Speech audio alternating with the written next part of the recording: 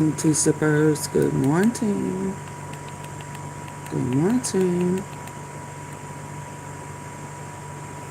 Good morning. Those articles of impeachment that I talked about the other day are coming. Let me start here though. Hey, Max to the boogie. Hey, Max to the boogie. Good morning. I hope you slept well last night. Thank you for the thumbs up. Let's get to, let me change this background. Thumbs up, baby. Let's talk about this order of impeachment. Hey, K-Sarah, AunTeaFee with the T. Hey, Monty. Hey, Monty. Trucking. What it do? Hey, Denise. Good morning. I'm good. How you feeling? How you doing? Y'all remember the other day when I told you we was going to hear about it in a couple of days or in the morning about those articles of impeachment that really kind of made waves where what's happening? Hey, Get Pack. Let's talk about what these 160 votes. That means some folk done backdoored Trump. Some folk done had enough. That's all I can stand. I can't stand no more. Let's hear this. Let's listen with our good ear. Not ear. Ear. Okay, let's go. Thank you for both of the them gems you dropped for me, Max. I greatly appreciate it. Okay, so impeachment is officially back on the table. And here's the thing. This isn't some symbolic protest vote. What's back on the table? What you say? What's back on the table? Oh, okay, let's go. This time is different.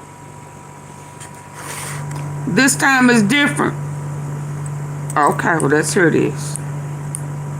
Okay, so impeachment is officially back on the table. And here's the thing. This isn't some symbolic protest vote that everyone knows will quietly die in committee. This isn't a fringe idea that gets a handful of supporters and then disappears. This time, something fundamentally different just happened. 140 members of Congress just went on the record.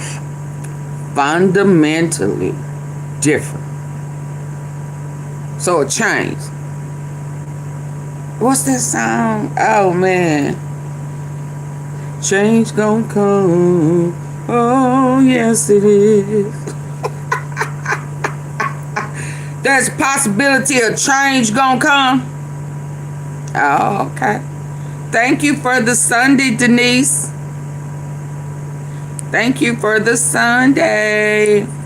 Yeah, a change gonna come. Oh, Lord, we thank you.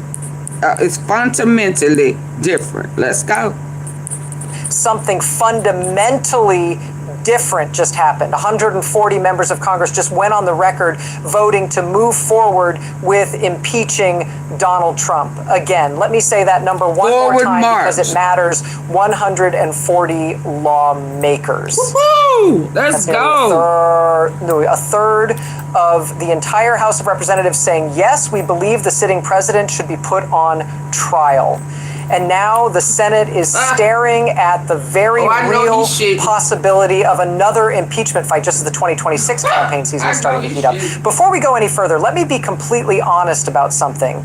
The mainstream coverage of this story has been incomplete. They're reporting the vote numbers, sure. They're mentioning that leadership managed to table the resolution, but what they're not doing is explaining why 140 members broke ranks anyway, why this number is significantly higher than previous attempts, and why the momentum behind this is moving in only one direction. That's what we're going to break down here, the full context, the strategy behind it, and why this vote, even though the resolution was technically blocked, actually changes everything about what comes next. Here's what actually happened on December 11th. This wasn't some quiet procedural moment that happened behind closed doors. This was loud. This was public.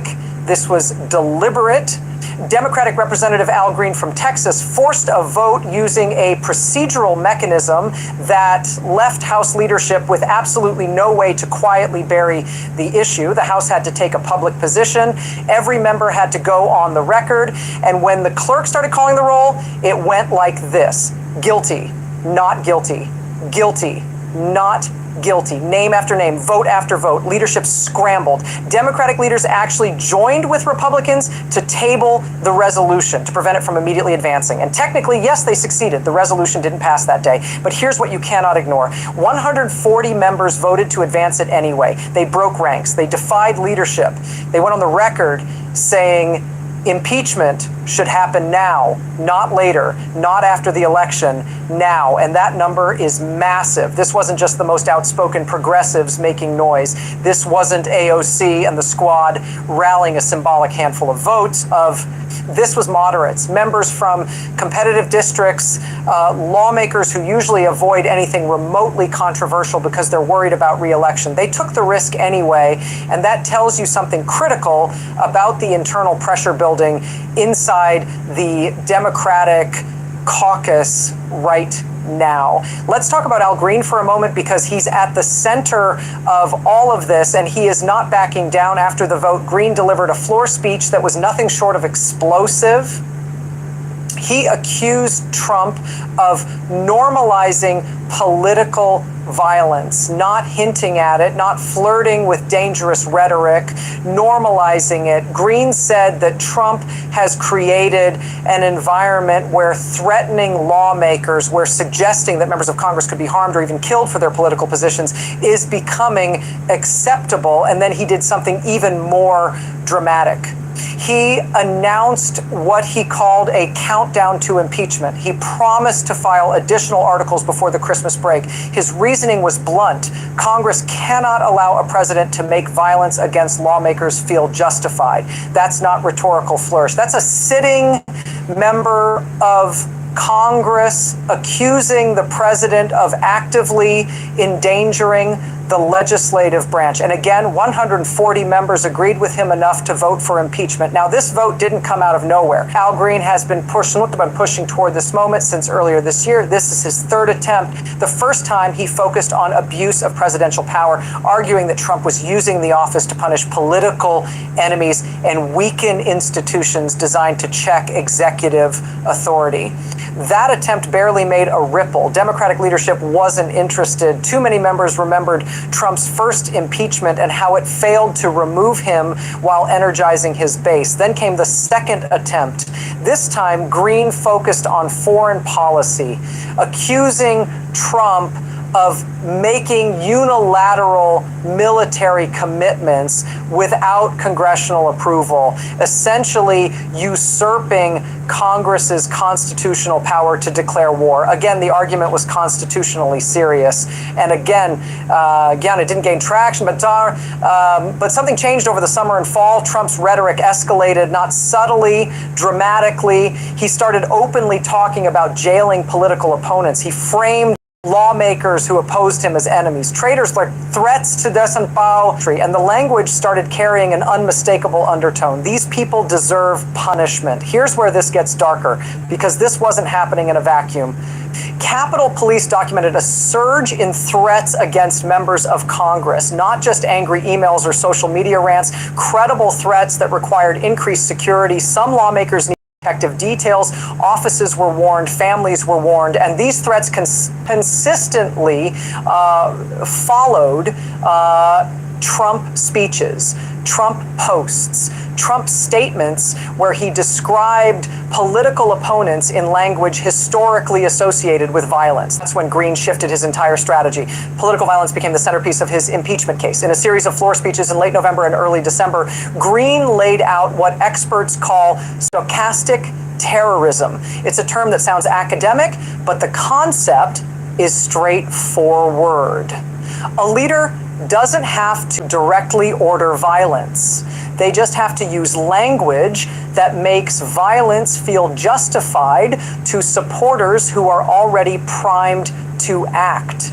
Trump doesn't have to say, go hurt them. He just has to call them traitors. He just has to imply that punishment is deserved. His supporters fill in the rest, and we've already seen what that looks like. We lived through January 6th. We've watched threats escalate. We've seen lawmakers from both parties face intimidation. Green's argument is that a president cannot be allowed to attack a co-equal branch of government by creating an environment where members fear physical harm for doing their jobs. That's not politics as usual. That's an assault on democratic governance itself. So when December 11th arrived, Green used his procedural tool to force the vote.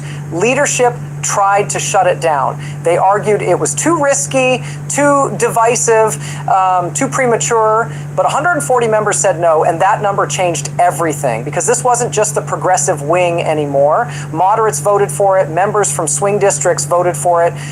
The internal calculation inside the party has shifted. The base is furious. Voters are demanding accountability, and more lawmakers are deciding that doing nothing is actually more dangerous than acting. Now, the question becomes, what happens next? Because if this support keeps growing, if a few more members flip, if another scandal breaks, if Trump's rhetoric escalates again, the House could actually pass articles of impeachment. And if that happens, the Senate doesn't get to pretend this isn't real anymore. They're forced to act. And that's where the real political nightmare begins, because once the House passes articles of impeachment, the Constitution is clear, the Senate must respond, they must hold a trial, they can't ignore it, they can't delay indefinitely, and that creates an impossible situation for Senate Republicans. If they hold a real trial, one with witnesses, testimony, and evidence, it completely hijacks the national conversation for weeks, possibly months. For Trump's agenda freezes, everything else stops, every headline becomes impeachment, every Republican senator is forced to take a position on the record, and every ugly detail of Trump's rhetoric and its consequences gets dragged into public view. That's the nightmare scenario for Republicans, but the alternative isn't any better. If the Senate rushes through a shallow pro forma trial and votes to acquit without seriously engaging the evidence, they look like they're covering for Trump. They look like they're putting party loyalty above democratic norms, and that's exactly the narrative Democrats want heading into 2026. So Senate Republicans are trapped between two terrible options, and you can already see the panic starting to show. Some senators are quietly hoping the House never gets the vote so they don't have to deal with it at all. Others are dusting off their talking points about partisan witch hunts, and a few, very quietly, are asking themselves... So it kind of sounds like they're setting them up. Yeah, for 2026.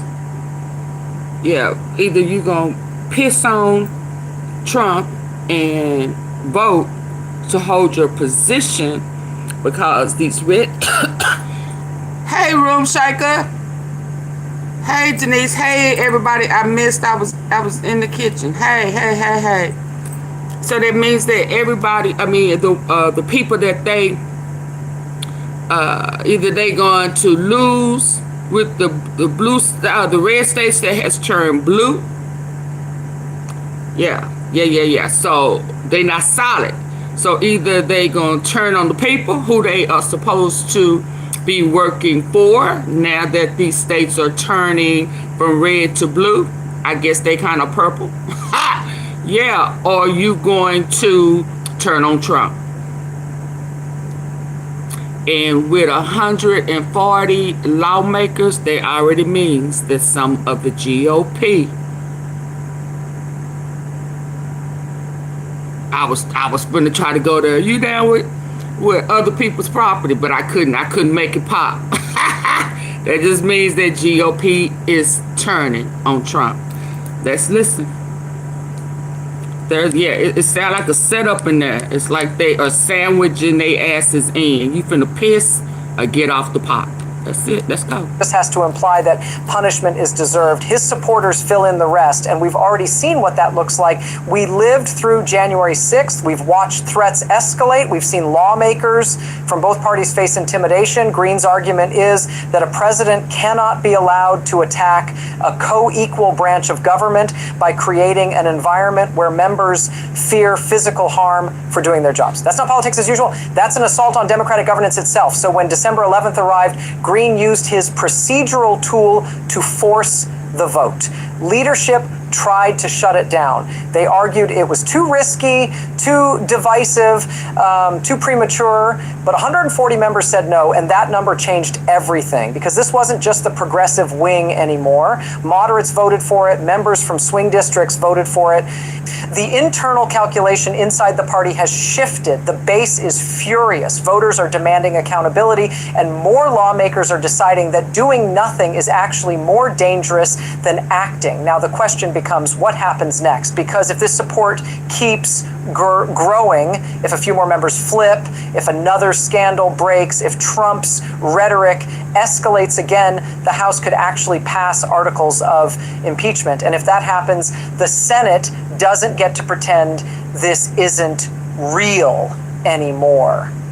They're forced to act.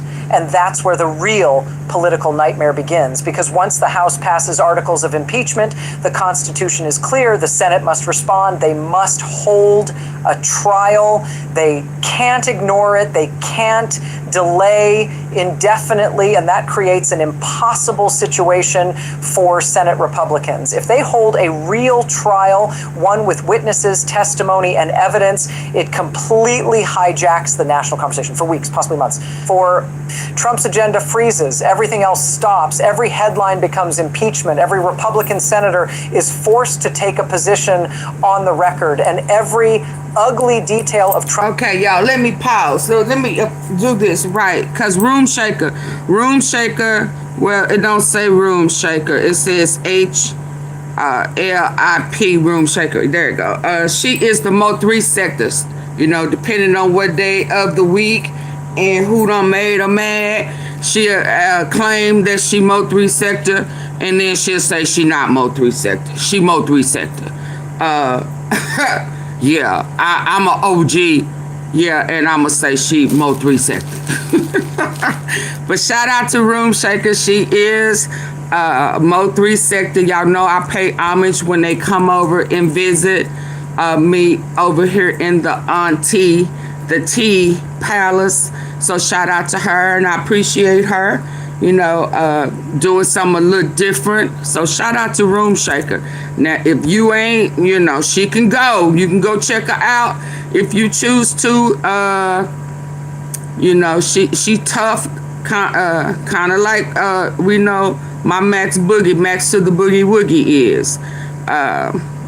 Yeah, I'ma just leave it like that. They my girls, and they can go if you piss them off.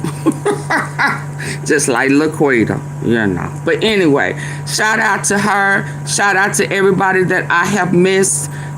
It's finna get crucial. I'm like K-Sales. You know, 2026 is finna be, what is another good word? I don't want to say record-breaking or eye-opening, time change. What is another good word I can use for what 2026 look like? Monumental. Yeah. Again, you know, I never understood some of the stuff my mama used to say a long time ago, but she always said change will come when rules start to affect them. If it don't affect them, yeah, but let me tell you something that's monumental. All of these red states turning blue.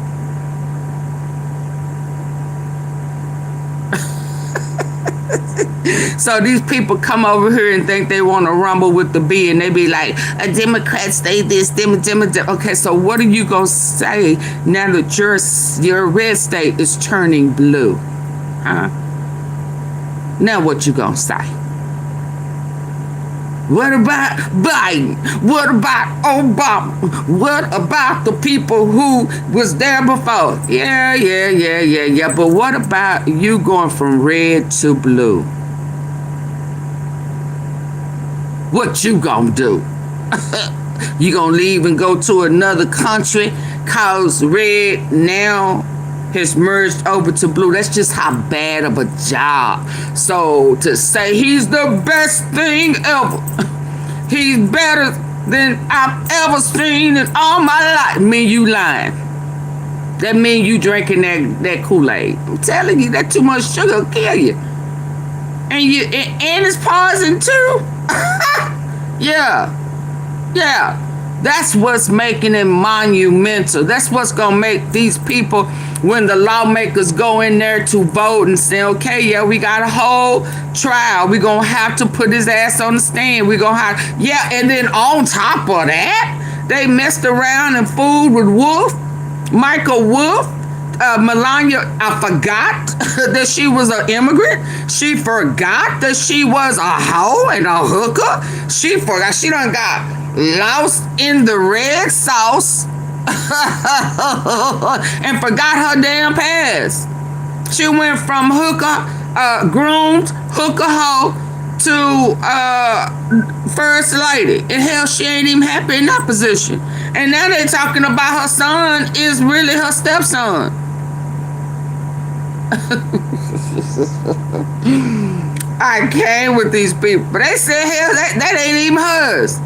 I ain't gonna tell you what somebody else done said. I just kind of left that part alone. Hell, they talking about all these elites. Hell, some of them, that transgender stuff. Hell, they trying to say that she ain't even a man.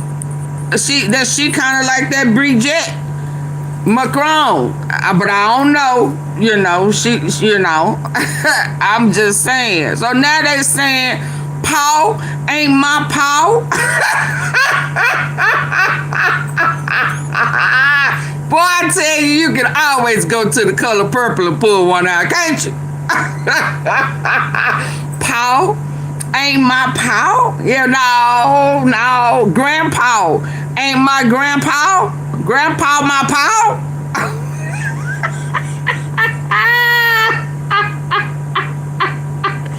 I don't know quite about that, but I brought it up last night because I kept seeing it. I'm like, what? Who the mama?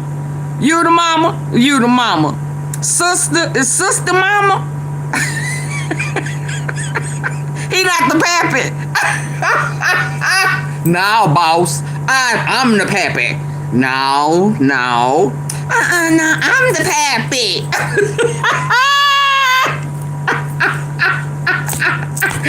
Baby, listen, but we gonna hear oh girl, oh out, and we gonna hear, but I'm just saying, red now is blue. What they say, orange is the new black. Hell, blue is the new blue is the new red. Hell, they done slid on over. They doing the electric slide.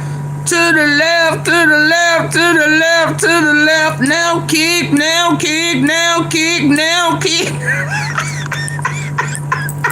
Trump's rhetoric and its consequences gets dragged into public view. That's the night. Let me back it up for you. Hit the like button, y'all. Rhetoric escalates again. The House could actually pass articles of impeachment. And if that happens, the Senate doesn't get to pretend this isn't real anymore. They're forced to act.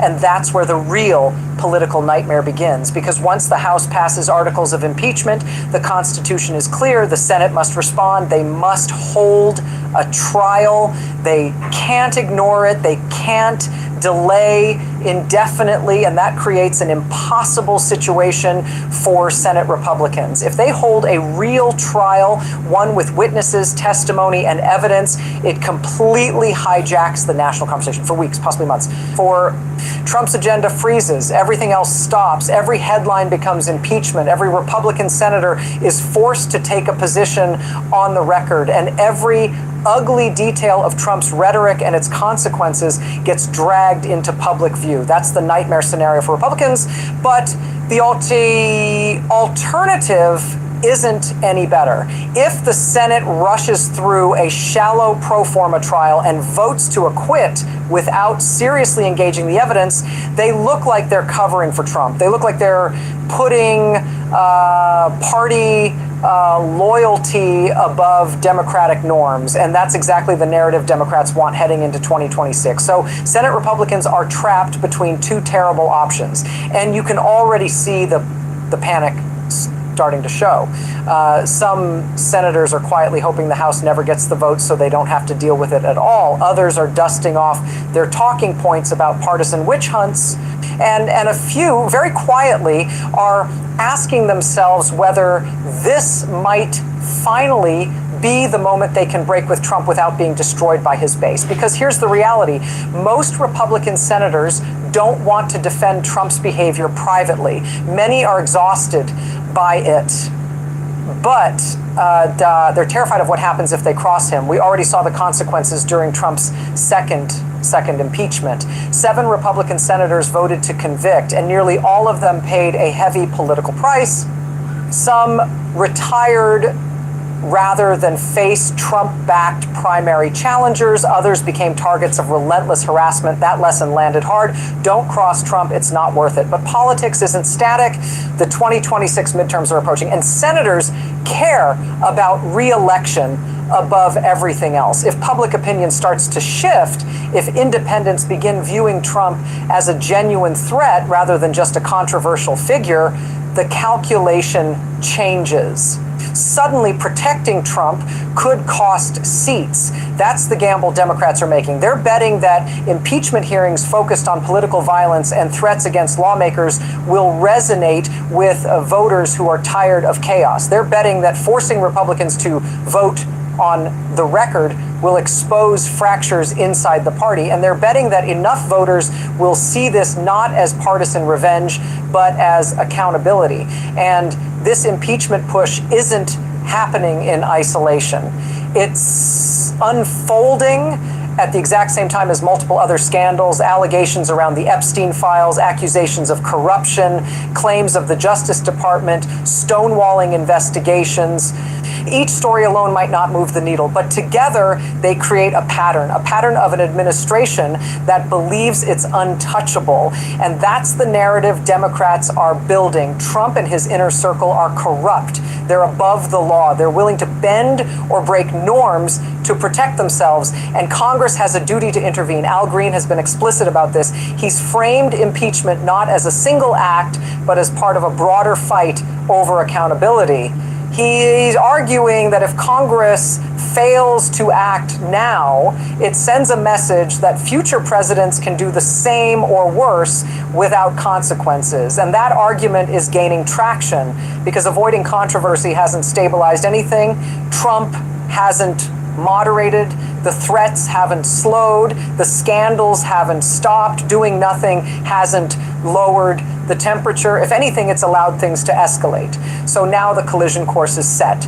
Green is promising more articles. Support inside the House is growing. The Senate is bracing for impact. And Trump, true to form, is doubling down on the very rhetoric that put him in this position in the first place. The next few weeks matter a lot because one more major incident, one more explosive statement, one more credible threat tied back to Trump's words, that could be enough to tip the balance. And if that happens, the House moves. And once the House moves, all hell breaks loose. It isn't just about Donald Trump. It's about, it's about whether Congress still functions as a real check on presidential power. That's what impeachment was designed for. The founders didn't create it as a symbolic gesture.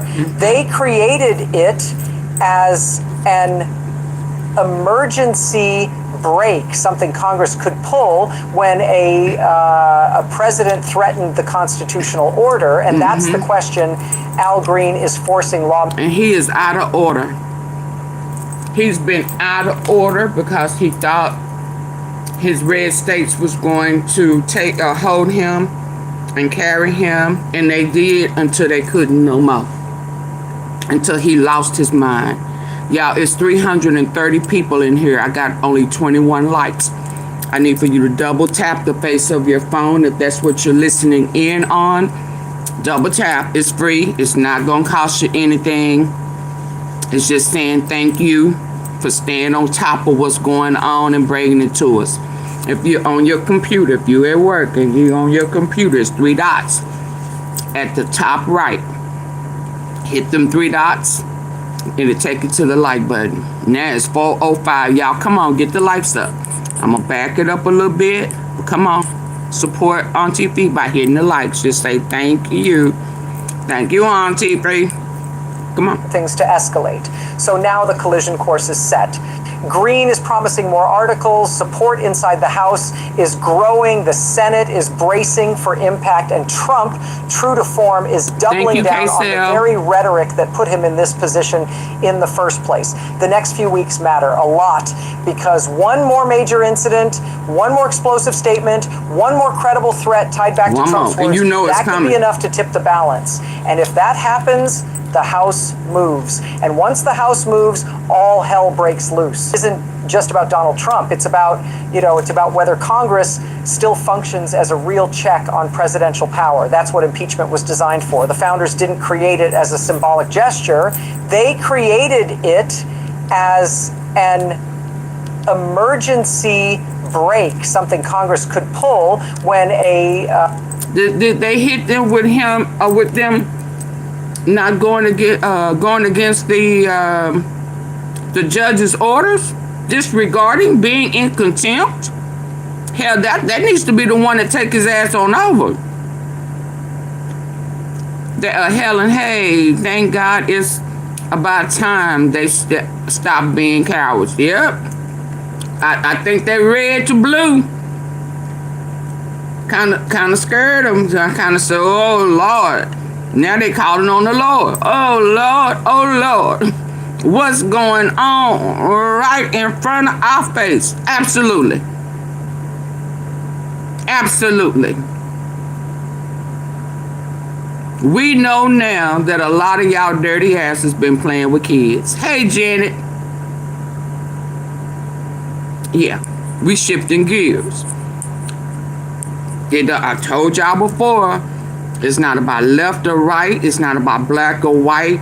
It ain't about male or female. It's about they playing with kids.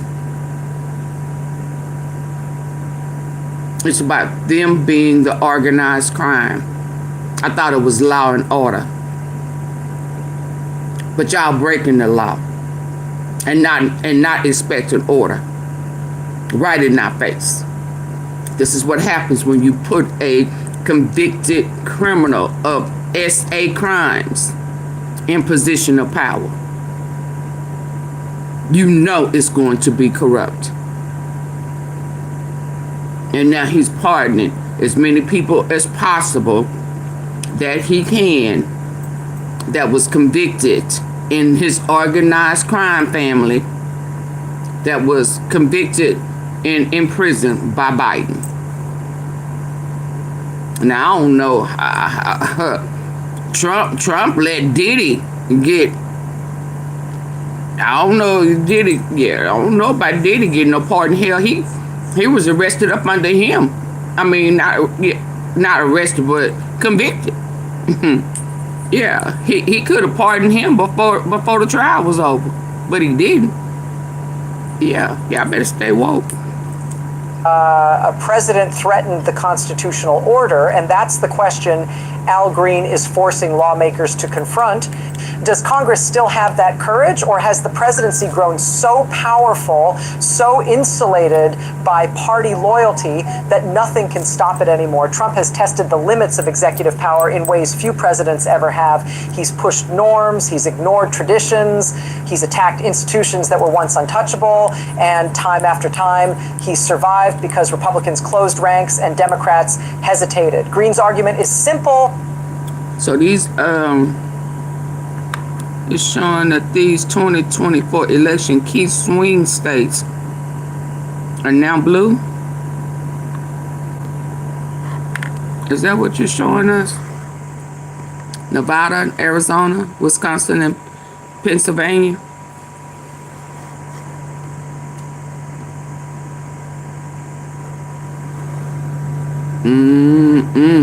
Change gonna come. Oh, yes, it is. Let's go. It's been too hard living. But I think it's time for you to go. Emergency break, something Congress could pull when a president threatened the constitutional order, and that's the question Al Green is forcing lawmakers to confront. Does Congress still have that courage, or has the presidency grown so powerful, so insulated by party loyalty that nothing can stop it anymore? Trump has tested the limits of executive power in ways few presidents ever have. He's pushed norms, he's ignored traditions, he's attacked institutions that were once untouchable, and time after time, he's survived because Republicans closed ranks and Democrats hesitated. Green's argument is simple but unsettling.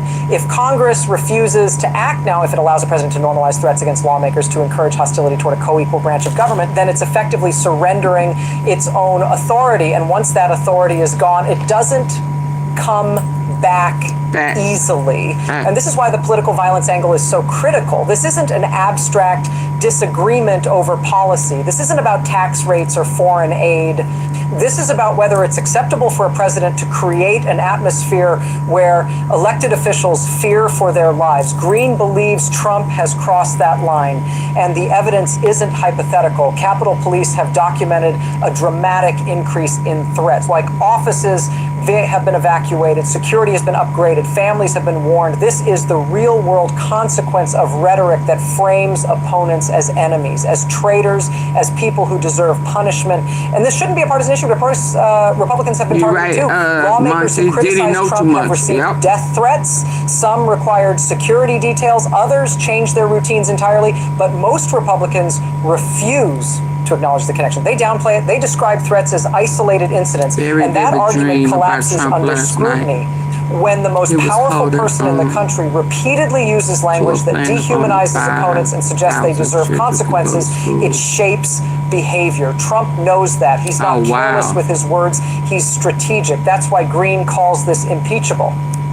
Because a president cannot undermine the safety of lawmakers and still claim that would affect them, though, Dion. Governing democratically. And this brings us back to the Senate. If impeachment reaches them, they're not just voting on Trump. They're voting on the one of conduct is acceptable. And every senator knows that, would affect them. Those in swing states, Pennsylvania, Wisconsin, Arizona, Nevada, places where elections are won and lost on thin margins. For those senators, there's no safe vote. Convict Trump and under scrutiny. When others change their routines entirely, but most Republicans refuse to acknowledge the connection. They downplay it. They describe threats as its own authority, and once that authority is gone, it doesn't come back easily. And this is why the political violence angle is so critical. This isn't an abstract disagreement over policy. This isn't about tax rates or foreign aid. This is about whether it's acceptable for a president to create an atmosphere where elected officials fear for their lives. Green believes Trump has crossed that line. Absolutely. And the evidence isn't hypothetical. Capitol Police have documented a dramatic increase in threats. We know what he's capable of now. Have been evacuated. Security has been upgraded. Families have been warned. This is the real world consequence of rhetoric that frames opponents as enemies, as traitors, as people who deserve punishment. And this shouldn't be a partisan issue, but of course, Republicans have been targeted too. Lawmakers who criticize Trump have received death threats. Some required security details. Others changed their routines entirely. But most Republicans refuse to acknowledge the connection. They downplay it. They describe threats as isolated incidents. And that argument collapses under scrutiny when the most powerful person in the country repeatedly uses language that dehumanizes opponents and suggests they deserve consequences. It shapes behavior. Trump knows that. He's not careless with his words. He's strategic. That's why Green calls this impeachable. Because a president cannot undermine. Whoa. Helen, hey. 2026. That was beautiful. Thank you for that big old gem. New year, new president, new policy, just new. Happy New Year Eve. Thank you. It's going down. I almost sung a song. But it would have been saying, I'm going down. No, I ain't going down. He going down. He going down. Because the whole world's upside down. Hell, he going down. Yeah, I made it fit, didn't I? Thank you. I greatly appreciate it. Threats as isolated incidents, and that argument collapses under scrutiny when the most powerful person in the country repeatedly uses language that dehumanizes opponents and suggests they deserve consequences. It shapes behavior. Trump knows that. He's not careless with his words. He's strategic. That's why Green calls this impeachable. Because a president cannot undermine the repeatedly uses language that dehumanizes opponents and suggests they deserve consequences. It shapes behavior. Trump knows that. He's not careless with his words. He's strategic. That's why Green calls this impeachable. Because a president cannot undermine the safety. Let me say it again. When the most powerful person in the country repeatedly uses language that dehumanizes opponents and suggests they deserve consequences, it shapes behavior. Trump knows that. He's not careless with his words. He's strategic. That's why Green calls this impeachable.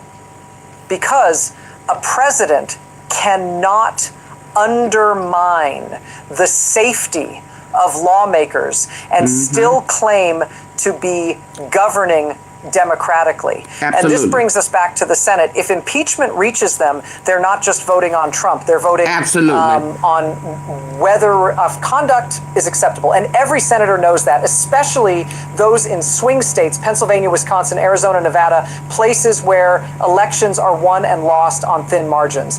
For those senators, there's no safe vote. Convict Trump, and they risk their careers at the hands of his base. Acquit him, and they risk alienating independents exhausted by chaos. That's the trap. And it's why so many Republicans are quietly furious that this issue won't go away. Because impeachment forces clarity. It removes the ability to dodge, to issue vague statements, to pretend neutrality. It demands a yes or no, guilty or not guilty. And that kind of clarity is politically dangerous. Here's where we are. 140 members have already broken ranks. The momentum is building.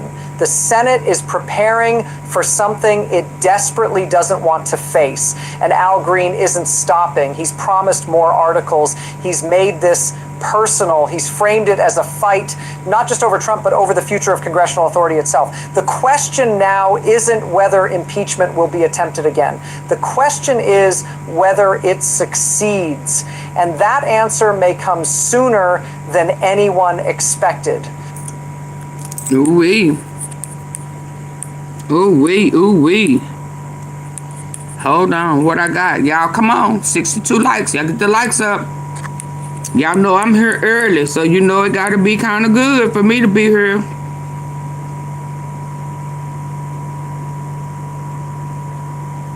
Wait a minute, she came back. Oh, that was the most recent.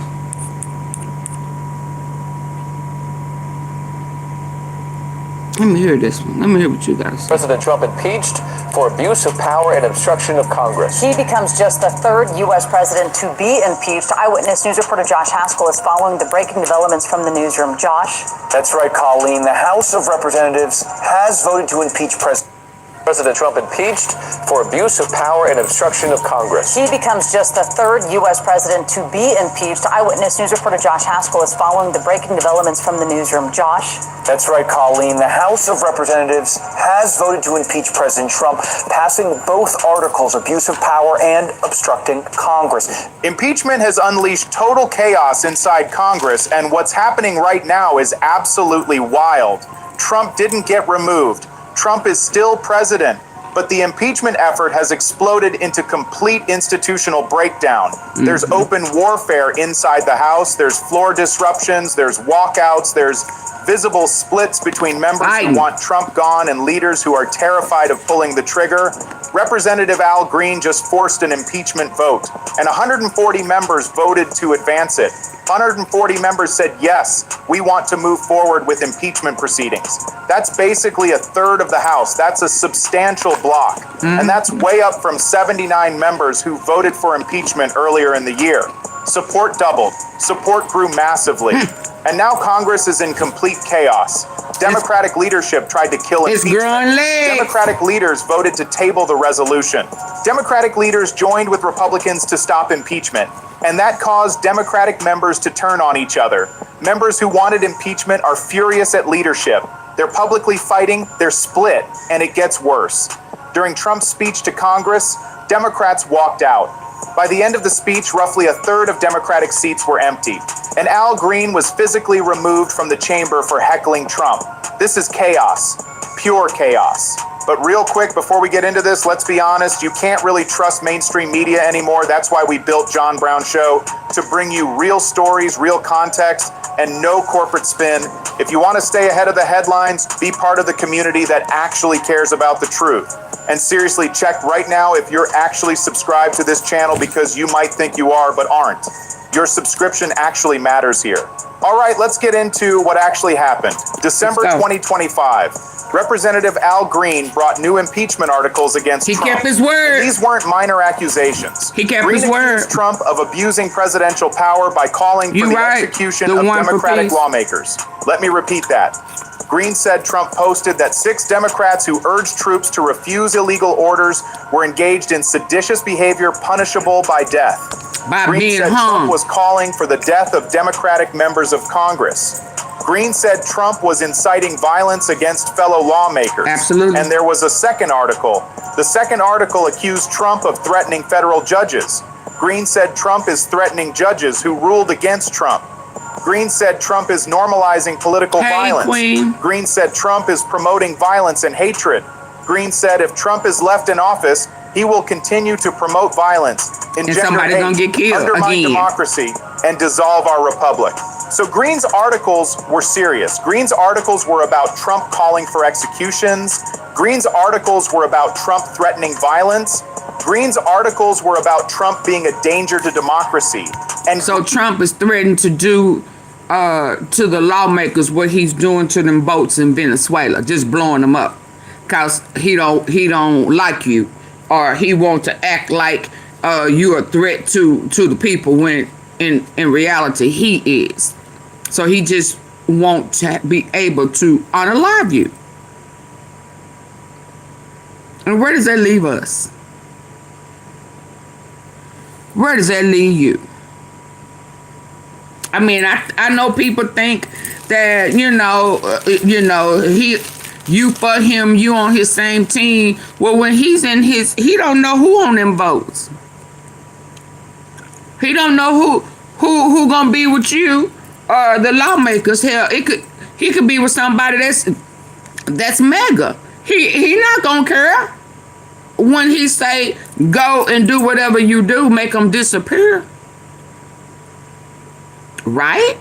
I mean, it's not like he's responsible. We know he not. He just a push a button type of guy. He just remove the thread around me being exposed kind of guy. Yeah. That's what he about. He don't care. Hell, Epstein was his friend. He snitched on him. He gave up vital information. Let us not forget. He gave the information to the female. Now back then he was helpful. When he was trying to get Epstein to shut up from exposing him, he gave the attorneys the information that they needed to convict Epstein. Did y'all forget? Yeah, the same attorney who said, listen, why y'all going about this the wrong way? All y'all need to do is reach out to the Epstein estate. They'll give you what you need. They got copies of everything. Did we forget? Yeah, that's how Roll your boat, whatever his name is. That's how he got the notion. So he was a bet. Bet, that's all I had to do. Yeah, I done already talked to him. I done already set it up. I done already told him I was going to drop these gems. Yeah, all you have to do is contact them and they'll give you what you want. You can have, hey, they TIing y'all today. Huh? They TIing y'all today. You can have whatever you like. Hey, yeah. So we're not going to act like Trump don't know nothing. Yeah, he snitched. He's the whistleblower for Epstein. Now, we're not going to forget the facts because they are trying to stir a narrative. He is the whistleblower. That's why him was shocked that they had not redacted him back then when he snitched. Okay? Stay woke now.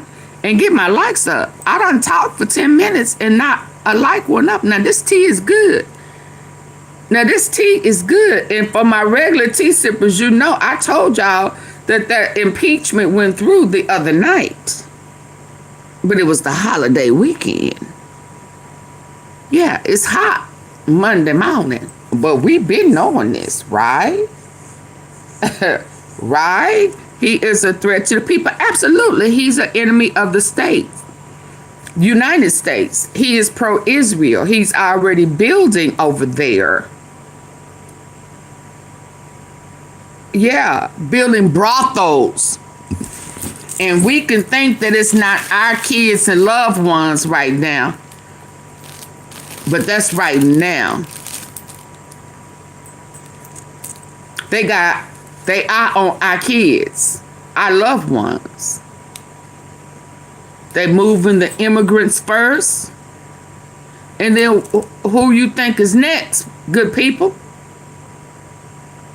If they getting all the foreigners out, the undocumented citizens, and hell, some of U.S. citizens out, who you think next? He making deals all over there, not just with Israel. So they're gonna need a whole bunch of people to be slaves and working for free. It's making America great again. It was great when they dominated and they had free labor. Stay woke, good people, and get my likes up. Double tap the face of your screen if you're listening with your good ear with your phone or your pods or whatever. Just double tap the face of your phone. It's free. Now, if you take your like back, I'm going to shut this down. Let me see people start taking their likes back. And then it's going to start spinning around just like this. And you're going to be like, is she coming back? And the answer is going to be, no. I can hold my tea and drink it myself.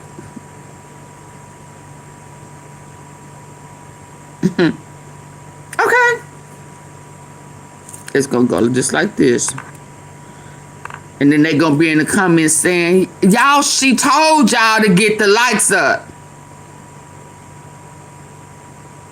Right. Now get him totally out of office. Absolutely. I'm feeling Israel be around. I had a feeling Israel be around much longer. You talking about the fake Israel? You talking about the Rockefellers Israel that was created in 1948? You talking about the Zionists? You talking about the devils Israel that's over there stealing and illing and graping and aping? You talking about the Israel that don't have nothing to do with God? Yeah.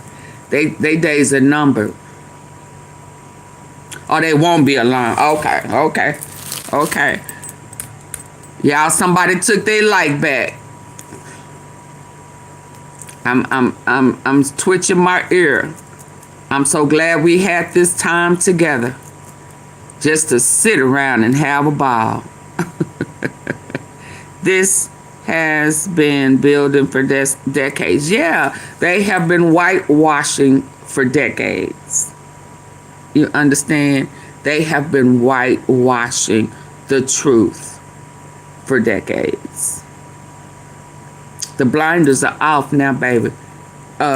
You know, I done took out, I done went all my life with 20/20 vision, and all of a sudden it's been a screeching halt, and now I got these blue ray glasses, but I probably need some glasses, and I'm saying that to say my glasses are off.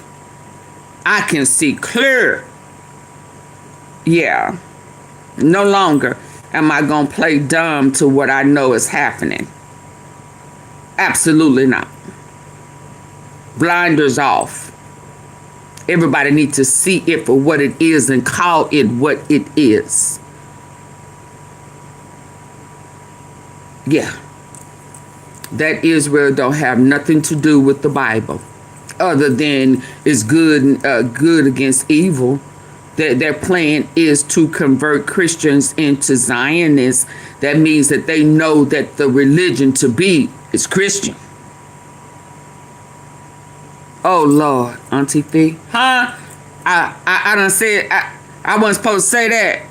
Where if the devil is going after a group of believers, and the group of believers they are saying Christian, then that means the devil is targeting what? Christians. Why? AunTeaFee, why? Well, why just because Christians are they chosen? They have eternal. So these people walking around talking about they don't believe in God, or they don't believe they don't believe in heaven or hell. Well, the devil worshipers have now added Christian to their title. Christian Zionists. Research the Zionist movement and what they believe in. So why would they need to all of a sudden add Christian to Zionists? Yeah, because they're targeting Christians to convert them into Zionists. And Zionists are totally opposite of Christ. So all of these things that we think is just God awful, especially to babies and kids, is what their leader promotes. Yeah, reward them. Their rewarded by the more they sacrifice babies and great kids. Do you understand? So if, again, I say this Zionist devil worshiping organization is targeting Christians, then that means that the Christian religion, spiritual relationship with God is chosen. So you can play with yourself. I hope you don't, but if you choose to, you can play with yourself. Because by lying to yourself and thinking that there ain't no heaven and hell, there is no good and bad, and don't think it's important enough because I don't believe this and I don't believe that and I don't know how that's possible. He said there are some mysteries on earth that you will not know. He said, lean not to your own understanding. Yeah, so it's already designed for you not to understand. You know why you don't understand it? Because you ain't God. You ain't the creator. And he done already said that there's going to be things you don't understand. One thing is for sure, you didn't create yourself. So how you here? But I ain't going to keep preaching, you know. I have a responsibility to give it, to plant a seed. I can't make it grow. I'm gonna let him do what God do. But I'm telling you, you better pay attention to the facts.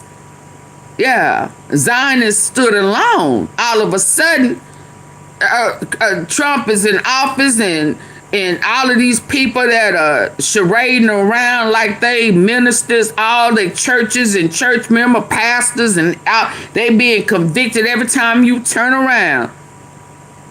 MAGA is being arrested and convicted for child triple X crimes. Stay woke, good people. And you may want to choose the Lord today. If ever you needed the Lord before, what them old folk in the church used to say, you sure do need him now.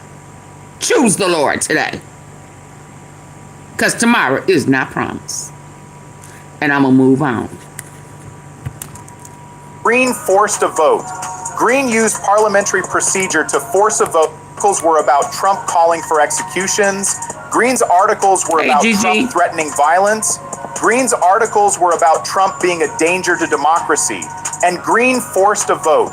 Green used parliamentary procedure to force a vote on these articles. Green basically said, we're going to have this vote whether leadership wants it or not. And on December 11th, 2025, the House voted. Now let me bring the receipts on what happened with that vote, because this is where the chaos really started. The vote was 237 to 140 to table the resolution. That means 237 members voted to kill impeachment, but 140 members voted against tabling. 140 members said, yes, we want to advance impeachment. 140 members voted to move forward with impeachment proceedings. And here's what's stunning about that number. That's up from 79 members who voted for impeachment in June. That's almost double. That's massive growth. That's support for impeachment exploding. But what's also significant is what happened with Democratic leadership. Democratic leaders voted to table the resolution. Democratic leaders joined with Republicans to kill impeachment. Democratic leaders basically said, no, we don't want this. Democratic leaders tried to prevent impeachment from moving forward. And that created chaos. That created conflict inside the Democratic caucus. Democratic members who voted for impeachment were angry at leadership. Democratic members were upset that their leaders were voting against impeachment. Democratic members felt betrayed by leadership. Democratic members were publicly fighting with each other. And then there were the 47 Democrats who voted present instead of taking a clear side. 47 Democrats basically abstained. 47 Democrats refused to either support or oppose impeachment. 47 Democrats were hedging. 47 Democrats didn't want to take responsibility for the vote. 47 Democrats were trying to have it both ways. That's chaos. That's leadership collapsing. That's members refusing to take clear stands. Now let me show you what happened earlier in the year during Trump's speech to Congress, because this is where you can see the institutional breakdown happening in real time. March 2025. Trump gave a joint address to Congress. Trump gave a speech to both houses, and it was a disaster. It was a complete breakdown. Al Green was removed from the chamber for heckling Trump. Green shouted that Trump had no mandate to slash Medicaid. Green was trying to disrupt Trump's speech. And Capitol Police physically removed Green. Capitol Police dragged Green out of the chamber. But Green wasn't the only one protesting. Democrats were holding signs. No King signs. Democrats were holding them up during Trump's speech. Democrats were making statements. Democrats were refusing to accept Trump as a legitimate president. Democrats were basically saying Trump is acting like a monarch. And Democrats were walking out. Democrats were staging a coordinated walkout. Democrats were leaving the chamber while Trump was speaking. Democrats were literally turning their backs on Trump. Democrats were scrolling on their phones. Democrats were refusing to pay attention. Democrats were protesting Trump's speech. And the walkout was massive. By the end of Trump's speech, roughly a third of the Democratic seats were empty. 1/3 of Democrats had left the chamber. 1/3 of Democrats had walked out on the president. Think about what that means. During what's supposed to be this dignified, formal occasion where the president addresses Congress, dozens of lawmakers just abandoned the room. That's unprecedented. That's chaos. That's complete breakdown of normal congressional protocol. And it shows the level of anger and rejection of Trump that exists in Congress. Democrats are so upset about Trump that they're walking out of his speeches. Democrats are so frustrated that they're refusing basic congressional respect. Democrats are basically saying, we cannot accept this president. Trump is so wrong, so dangerous, so unacceptable that we won't even sit and listen. Now let me explain what Green is promising going forward, because this is where it gets really interesting. Green is promising more impeachment efforts. God will prevail. A countdown to impeachment. Green is basically saying, we're going to keep filing impeachment articles. We're going to keep forcing votes. We're going to keep pushing. We're not going to stop. And Green is not alone. Representative Shri Thanadar has floated his own 7-article impeachment package. Thanadar is preparing his own impeachment articles. Get him. Thanadar is getting ready to file them. Other members are talking about impeachment. Impeachment is becoming a recurring... Ooh, that sounds like a good old tag team. You tag him from the left, I tag his ass from the right. We just gonna be throwing impeachments in there. Bam, bam, bam, bam, bam, bam, bam, bam, bam. Oh Lord, he's spinning around. Ooh, dizzy, he dizzy. Now you get him. Bam, bam, bam, bam, bam, bam, bam. Ooh Lord, you knocked his ass down on that. Tag his ass. Spin him. Make him dizzy. Make that ass dizzy and make them parasites in his brain eat that ass up, and and then let him go out the natural way. How about that? I wasn't supposed to say that. Theme in Congress. Impeachment is becoming an ongoing campaign. Impeachment is not a one-time vote anymore. Impeachment is becoming constant pressure on Trump. And what's crazy is that Democratic leadership is split. Democratic leaders are trying to prevent impeachment, but rank-and-file Democrats want impeachment. Rank-and-file Democrats are voting for impeachment. Rank-and-file Democrats are supporting impeachment. So you've got Democratic leadership fighting against Democratic members. You've got internal party warfare. You've got chaos. And Republican leadership is also scared. Republican leaders are warning that if Democrats take the House in 2026, another Trump impeachment is likely. Republican leaders are basically saying, we understand that impeachment will happen if the political situation changes. Republican leaders are basically acknowledging that impeachment is a real threat. Now let me break down what Green's impeachment articles actually accuse Trump of, because the specifics matter. The first article said Trump called for the execution of Democratic lawmakers. Green cited specific posts where Trump said that Democrats who urged troops to refuse unlawful orders were engaged in seditious behavior punishable by death. Unlawful. Think about that for a second. Trump allegedly called Democratic members traitors. Trump allegedly said they should be executed for treason. Trump allegedly called for the death of fellow lawmakers. Let's be clear. He said, put something around their neck and raise them up and kick the chair from up under them. Like back in the day. Stay woke, good people, and get the likes up. Hey, Tammy, double tap the face of your phone. I'm gonna stop saying that. Double tap. Just when it get good, it's gonna start spinning around. I'm gonna be out of here. I'm telling you now. I'm telling you in your face. The 246 of you. I'm telling you in your face. You're gonna mess around and I'm gonna be gone. Ain't that a song? You look for me and I'll be gone. Yeah. One of these on morning. It won't be very long. You'll look for me and I'll be gone. You better hit the like button. Okay. Hey, Trozy. That's serious. That's the kind of conduct that impeachment is supposed to address. That's abuse of power. That's inciting violence against members of Congress. That's a threat. Orders were engaged in seditious behavior punishable by death. Think about that for a second. Trump allegedly called Democratic members traitors. Trump allegedly said they should be executed for treason.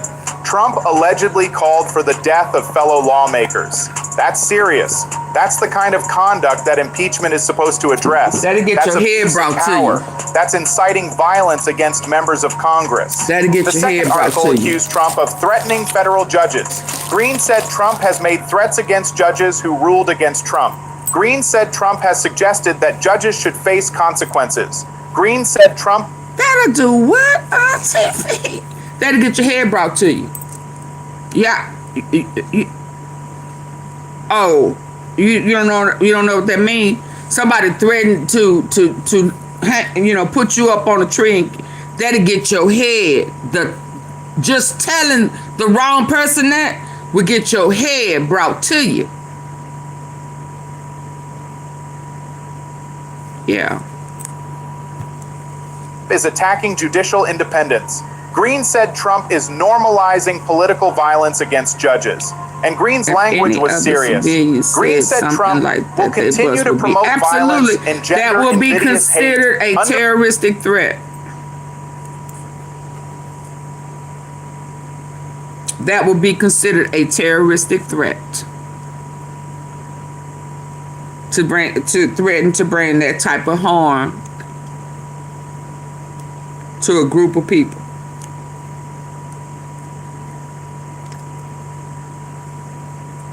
Tell you that now, so don't try that at home. Undermine our democracy and dissolve our republic if left in office.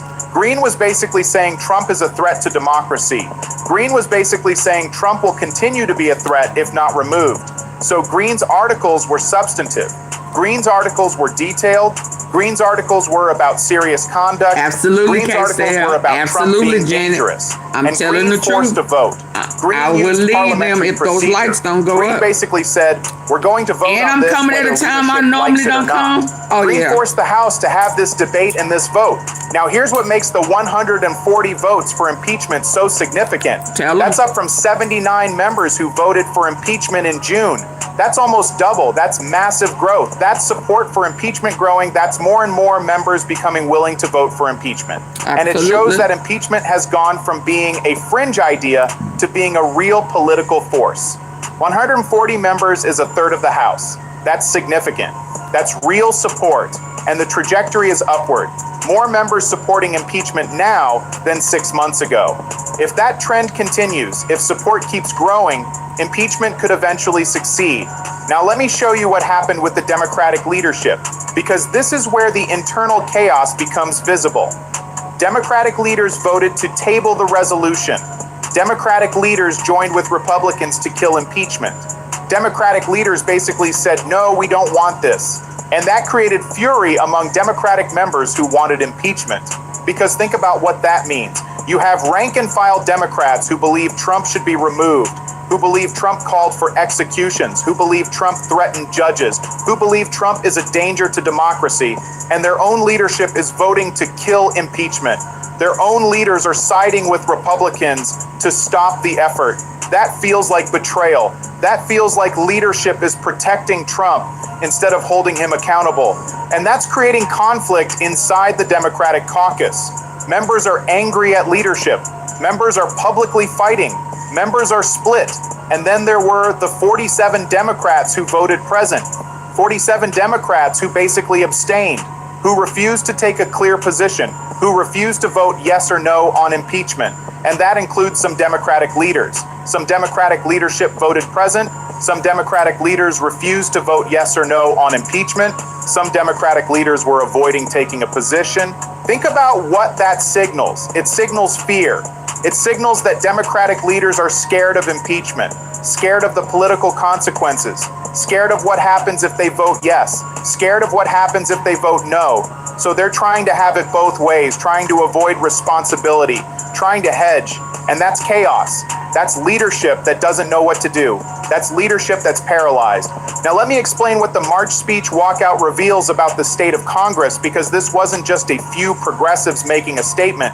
This was coordinated. This was organized. Democrats planned to protest Trump's speech. They coordinated the walkout. They prepared the signs. They decided in advance they were going to leave, and they executed the plan. Al Green heckled Trump and got removed. Democrats held up no king signs. Democrats turned their backs on Trump. Democrats scrolled on their phones. And Democrats walked out in waves. By the end, roughly a third of Democratic seats were empty. That's not normal congressional behavior. That's protest. That's resistance. That's Democrats saying... Somebody took their light back, y'all. So what y'all think that mean?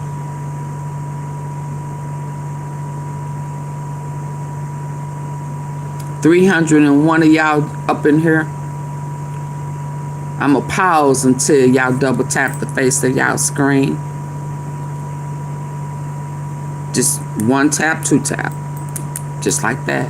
It's free. It don't cost a thing. I'ma pause. That was my dream last night. Stopping children from going to school and parents were not able to work. But God is telling people to do what's right altogether.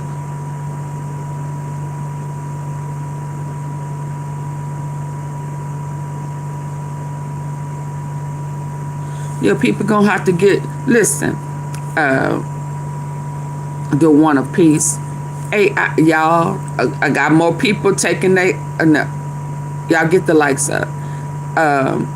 K-Cells, what happened during the COVID-19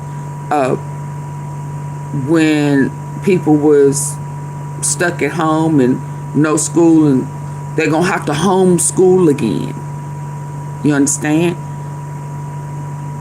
You gonna have to get a job that is a work from home.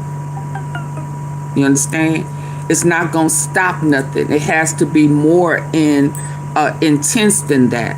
AI is about to take your jobs anyway. That's already in the works. That's why Elon is pausing with the plan to expedite. I don't know if you was here when we did the expediting of the AI with Elon Musk. Yeah, that's what he's doing. Burning gas in the air. Folk got COPD who ain't never smoked. Allergies, not allergies, where they can't, asthma and all this type of stuff. All of a sudden, since he been over in Memphis to expedite AI, that means that they are quickly trying to remove people's jobs. It's a takeover. If they don't get him out, it's going to be a takeover. That's why I'm trying to explain to people. The light bulbs still have not came on. People who think they safe now with the way Elon Musk is playing in our faces, well, they won't have a job.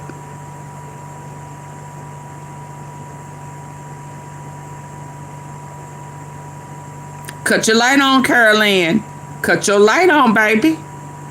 So only 500 people can work. Hell, those gonna be the 500 people who is working at these AI companies to make sure AI is fully operable. And the rest of the people, they really not gonna need. But y'all can get y'all asses out in that field if y'all want housing or some welfare or some food, EBT. Yeah, then you get out in them fields and you work. Y'all still don't see the big picture. Okay, so everything that y'all think that's in the history books have been whitewashed for the most part.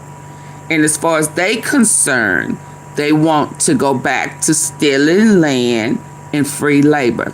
How else can I say it? Maybe you'll understand. That's the plan. That's why he got to go. That's why these red states are turning blue. Because their light bulbs are coming on. Oh, shit. He not for us either. This is not just a black and white thing. Oh, hell. Hell no. Hell to the no. To the no. Oh, he gonna get my job too? Oh, so all the people that got laid off at all those corporations, organizations, you think that was just black people? No. Just like he mentioned the word snaps. Snap, that's new. That's real new.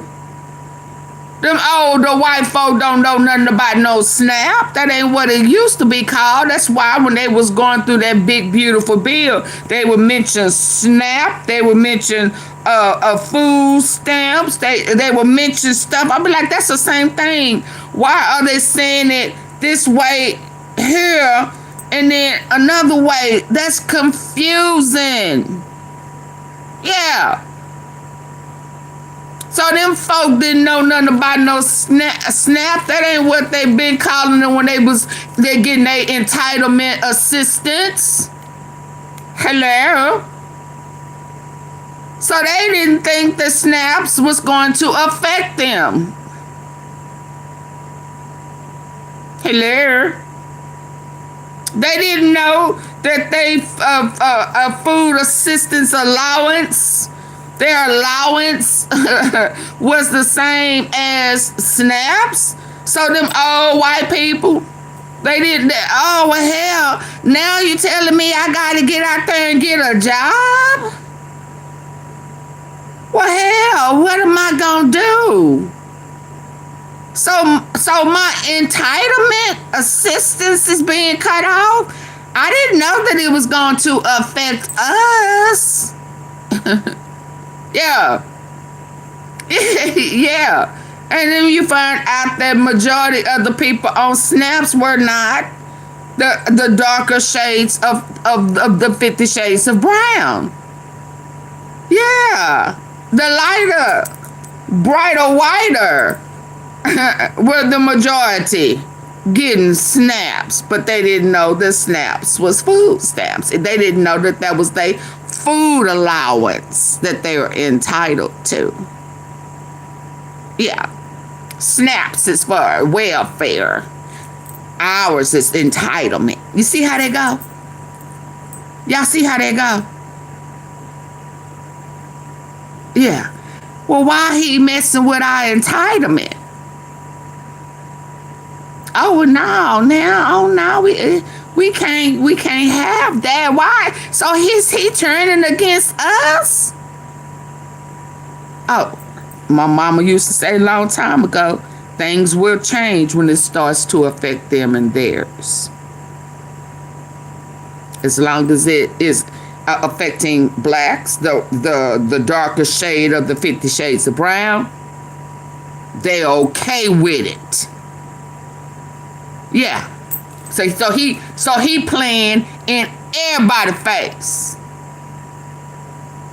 So they just didn't. I thought the removing DEI was only going to affect the black people. Hell, it's a bunch of white folk got laid off too and can't get a job. What he doing? COPD. Yeah.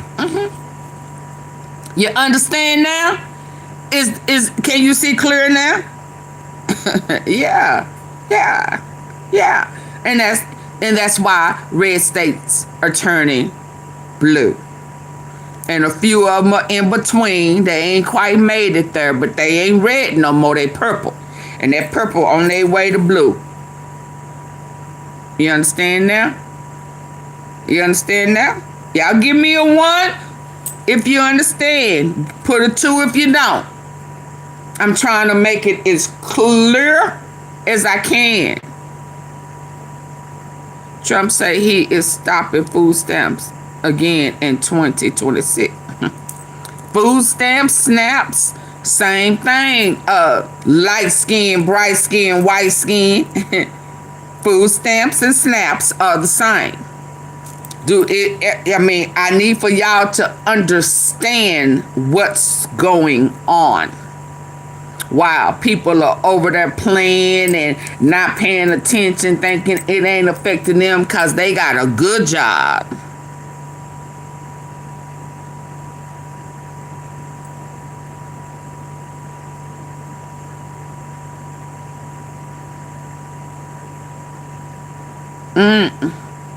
Welfare, 37% ratio to population, 48%. White people was the highest. Then it was, I think, Hispanics, then blacks, and yeah, it white people had the highest percentage. That ain't how they thought it was gonna be. He thought he was hitting black folk, lazy folk. It's the entire nation. Absolutely. Absolutely. You wait till one of them light, bright white shades of the brown, because we all 50 shades of brown, because they came from us. We didn't come from them. Understand? That's why they had to whitewash it when they found out that our DNA dominate. Ooh, I love that, because we chosen. We the first ones. We ain't the only ones. We the first ones. Our DNA dominates. Without our DNA, there is no them. Understand that? But we all 50 shades of brown. Okay? It's about, it's gonna be about everything except them. Let's finish this. And we will not legitimize this president. We will not sit quietly and listen. We will not play our part in the pageantry. We reject Trump. And the fact that it was coordinated, that it was organized, that roughly a third of Democrats participated shows this isn't just individual members acting out. This is a caucus-wide sentiment. This is widespread anger at Trump. This is Democrats collectively deciding they cannot accept Trump's presidency. Now, here's what Green is promising going forward and why it matters.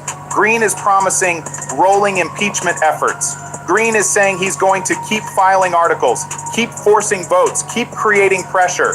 And if Green follows through, if he files new articles every few months, if he forces new votes repeatedly, that creates constant chaos.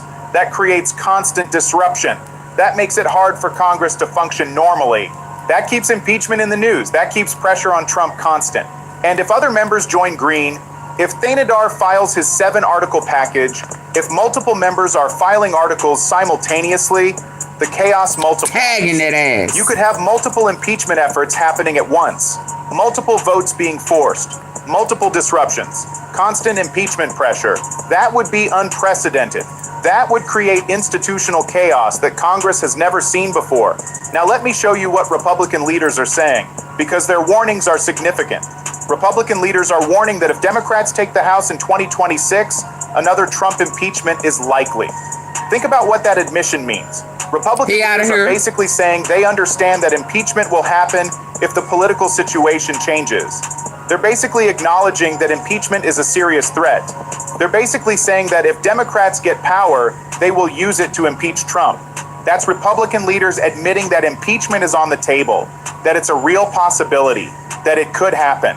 And that creates political pressure now. Because if Republicans believe impeachment will happen, if they lose the House, they have massive incentive to hold the House in 2020.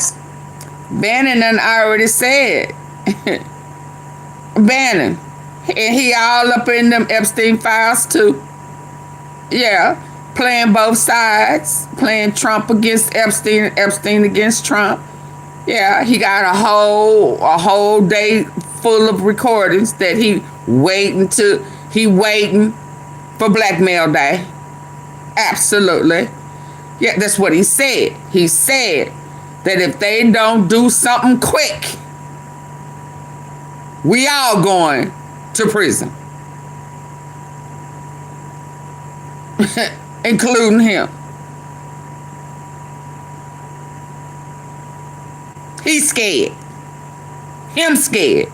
Who is him? Him downstairs. All the booty buddies. Yeah. They scared. Yeah, he know about that Putin picture too. He was with Epstein when the picture was leaked to Putin. Bannon. But at that time, he was mad at Trump. Yeah, so he was booty buddies with Epstein, trying to rebrand him, trying to get him back to doing what he do. So is he a co-conspirator Why his name ain't on that co-conspiracy? Or his name? Oh, he back friends with Trump. Oh, him cool with Trump. Oh, so he been redacted. So Bannon has been redacted. You lying to me.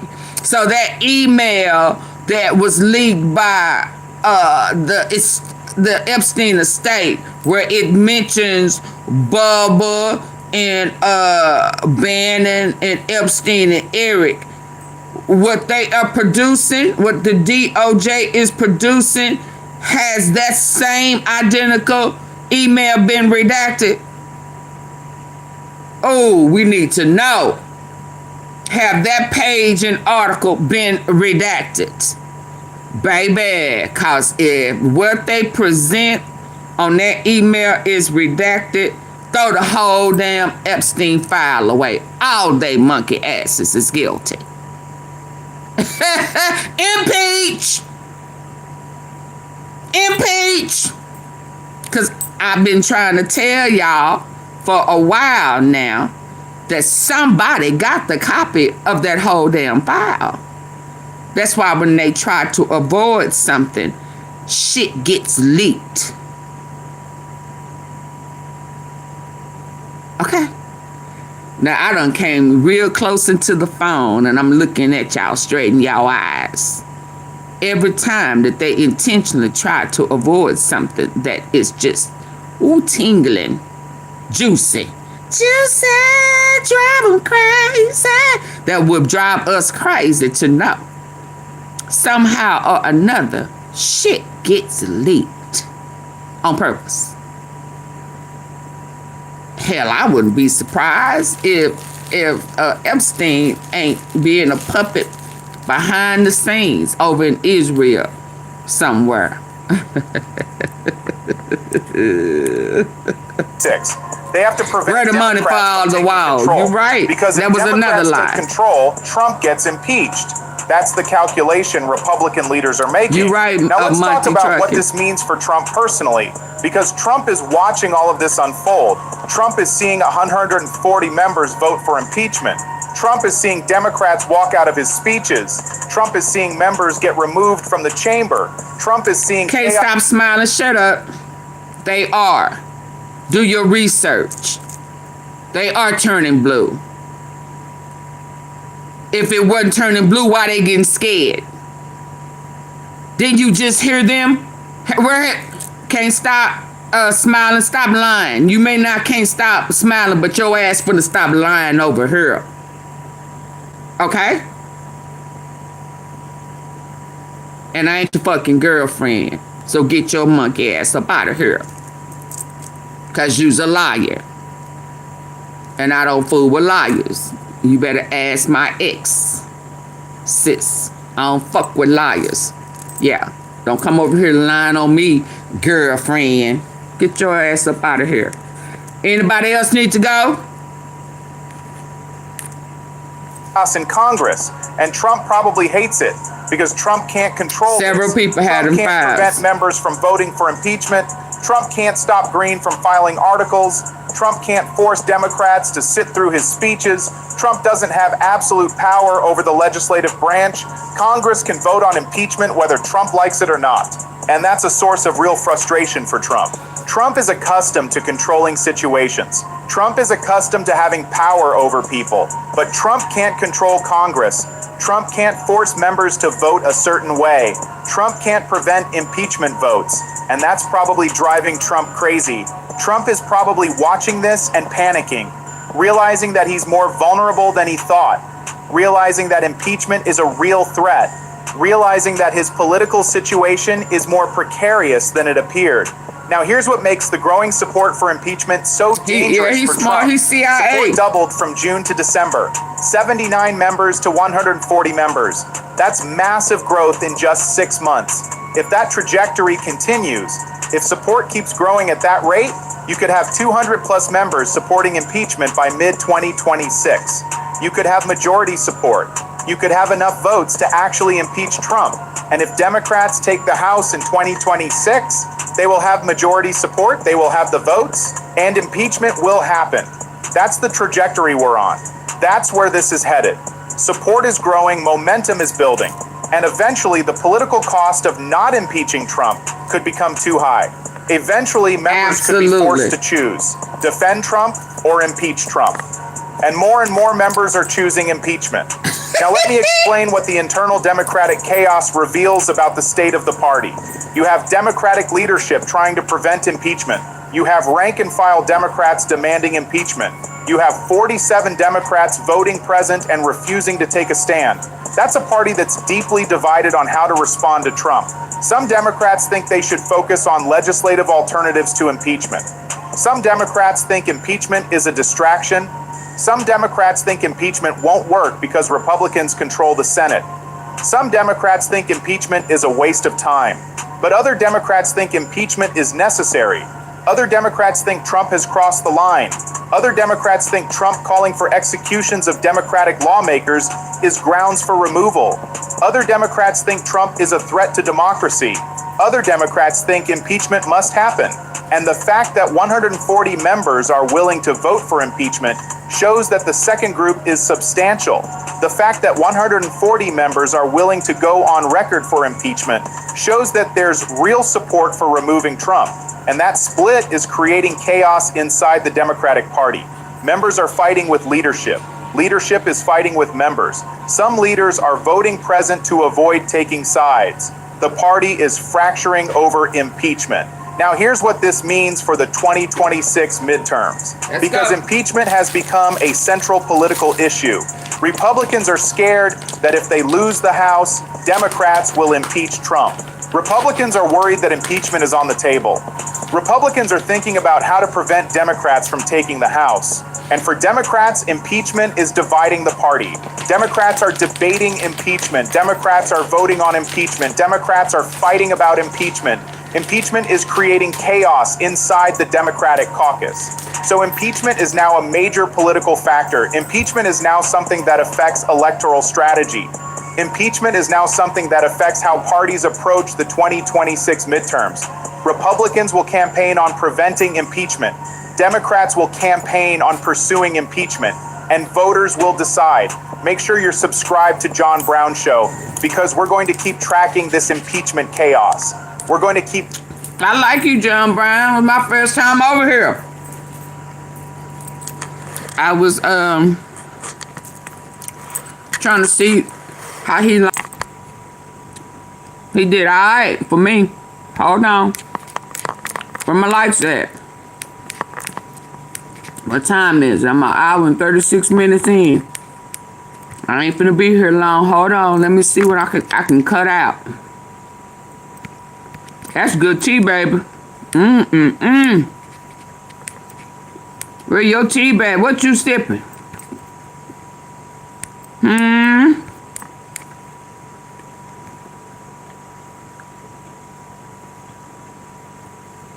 What you sipping? Where I'm finna go from here? Oh, I love this baby here. Oh, I love him. It is so unusual that I think the execution of it has some folks in the DOJ who have been there 5 years, 10 years, 20 years, as a lot of career people are, confounded. Because it's not what the policy is. Unusual, but it's the law. Well, doesn't make it impossible. So what are you going to do? You just going to ignore it? Adam Mockler joined Abby Phillips' show knowing exactly what he was walking into. These panels almost always include at least one or two MAGA-aligned voices whose strategy is predictable. Derail, deflect, here. and drown out accountability with outrage. 108 likes. But what makes Adam different, and why these segments hit harder when he's involved, is that he doesn't play defense. He doesn't retreat into vague talking points. He meets the argument head-on and forces the conversation back to substance. Before we dive into the full breakdown, comment where you're watching from, because I love seeing how far this community is growing. We're just getting started, so if you believe in honest conversations and facts over fear, hit that like button, share this video, and help us reach our first 1,000 subscribers. Let's make sure the progressive voice gets louder together. All right, let's get into it. Let me just read for you, actually. This is Marjorie Taylor Greene. She says, this is horrifying. Trump called me a traitor for fighting him to release the Epstein files and standing with women who were raped, jailed, in stalls, and trafficked to men. Only evil people would hide this and protect those who participated. I pray for these women. The files today, I mean, people's names in terms of people who were involved, allegedly, are not in here. But it's very clear that there was something big happening behind the scenes. Tons of victims, tons and tons of evidence. That's why, going back to what we were talking about in the beginning, if you know anything about this case, it seems entirely improbable that it was limited just to the two individuals who we know are named, Jeffrey Epstein and Ghislaine Maxwell. This is why I believe that Ghislaine Maxwell's statement to Todd Blanche, 9 hours recorded, right? The audio's out there now, was so utterly non-credible, was so utterly non-believable, because Ghislaine Maxwell's version of events was nobody did anything wrong here except maybe Jeffrey Epstein. Ghislaine Maxwell said, I did nothing wrong. If you believe that the only people who did anything wrong are the people who've been indicted for this, Jeffrey Epstein, Ghislaine Maxwell, smart young man. I don't know what to tell you, but I want to point out another thing that DOJ is doing, to your point, Abby, that violates the law. DOJ has decided we are going to redact out the names of people who might have done wrong, but this might be embarrassing to. I understand that instinct, but let me read you what the law, the Epstein Transparency Act, says. It says, no record shall be withheld on the basis of embarrassment, reputational harm, or political sensitivity, including to any government official, public figure, or foreign dignitary.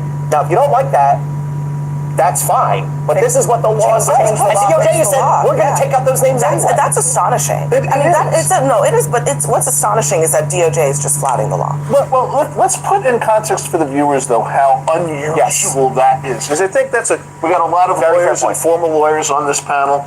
I think it is so unusual that I think the execution of it has some folks in the DOJ who have been there 5 years, 10 years, 20 years, as a lot of career people are, confounded. Because it's not what the policy has been. Unusual, but it's the law. Well, doesn't make it impossible. So what are you going to do? You're just going to ignore it?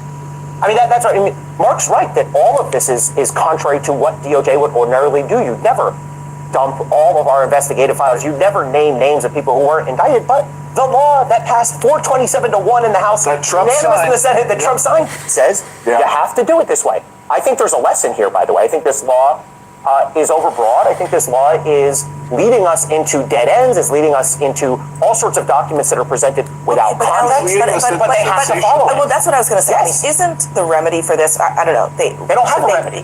Can't they challenge it? No, I don't think DOJ has a basis to say, well, I mean, I guess they challenge the constitutionality. I guess the idea is that maybe people's rights are being infringed upon. Would they not challenge the constitutionality of a law that forces them to infringe on maybe people's right to not self-incriminate or whatever it is? It's a good question. Yeah, I think if DOJ was independent, they could go into court and say, yes, this violates the rights of uncharged people, the presumption of innocence. And Bondi has chosen not to do that. Yeah. Let me play what the victims have been saying all day today. This is just a snippet of the reaction among some of the women who have come forward about their involvement in the Epstein saga.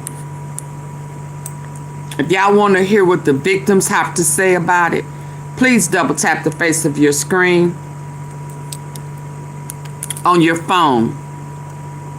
Or hit the 3 dots at the very top right corner up there.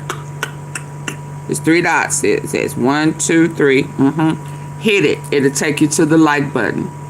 But if you're listening in, if you're ear hustling, if you eavesdropping up in them clouds and them bushes, if you just up there just chilling like can't nobody see me, ain't nobody gonna know. Hey, Brian. Then double tap the face of your phone, follow your ass up out them bushes, or just walk to the left.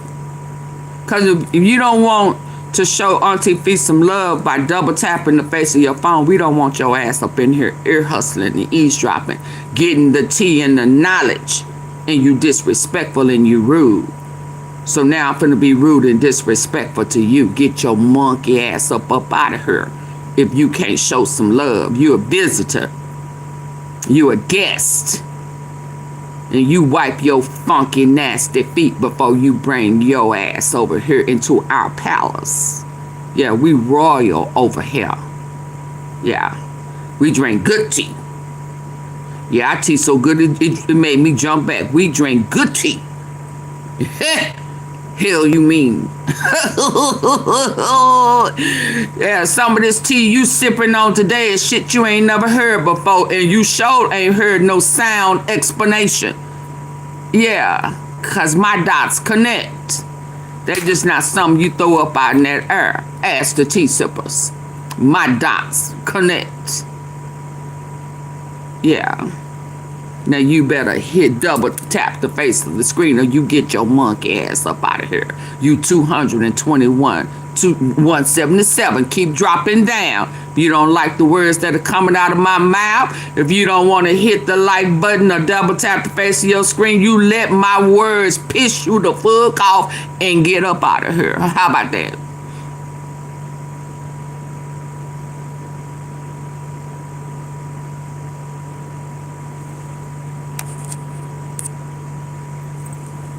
I think that Pam Bondi and Cash Patel both need to resign, and I would love to see number 47 get impeached over this. They are re-victimizing us in the same way. Wait a minute, girl. You said you want him impeached. We passed a law, and we were like, we're seen.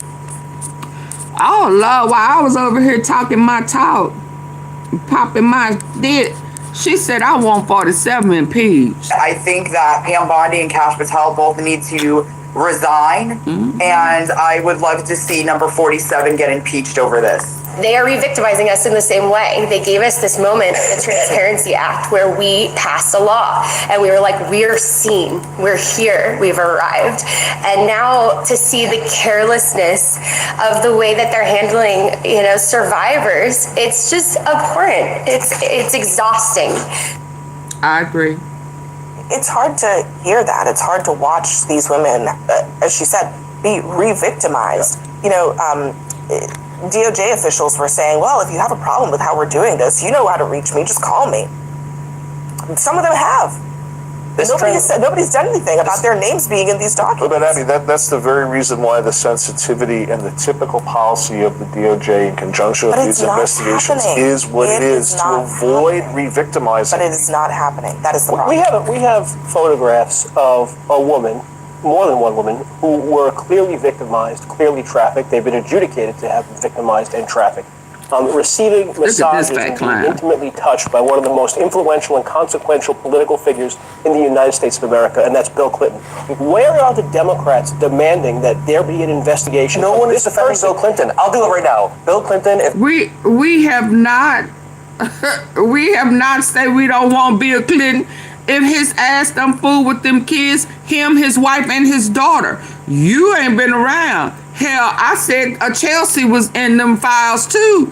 Freaked me out. But hell, if she played with kids, her ass gotta go too. We don't discriminate. It ain't black, white, red, blue, left, right, none of that. Man, female, we don't give a shit. Your ass is one of the only ones that at this round table that's drinking the damn Kool-Aid. You want it to be about left or right, dumbass. Have they played with your rear end before? Oh yeah, she was. Ghislaine brought that out in her deposition with Blanche. She didn't say that, but she was Chelsea was at that house and she was on the island. So she saw shit she knew wasn't right. Yeah. I was shocked. there are photos, an investigation should open. Now listen, there's no criminal... Is there more evidence that Bill Clinton did something wrong with Donald Trump? The problem with Donald Trump is listen, the problem with... Let me finish. Hey, let me finish. So the problem with Donald Trump... I want to stop talking.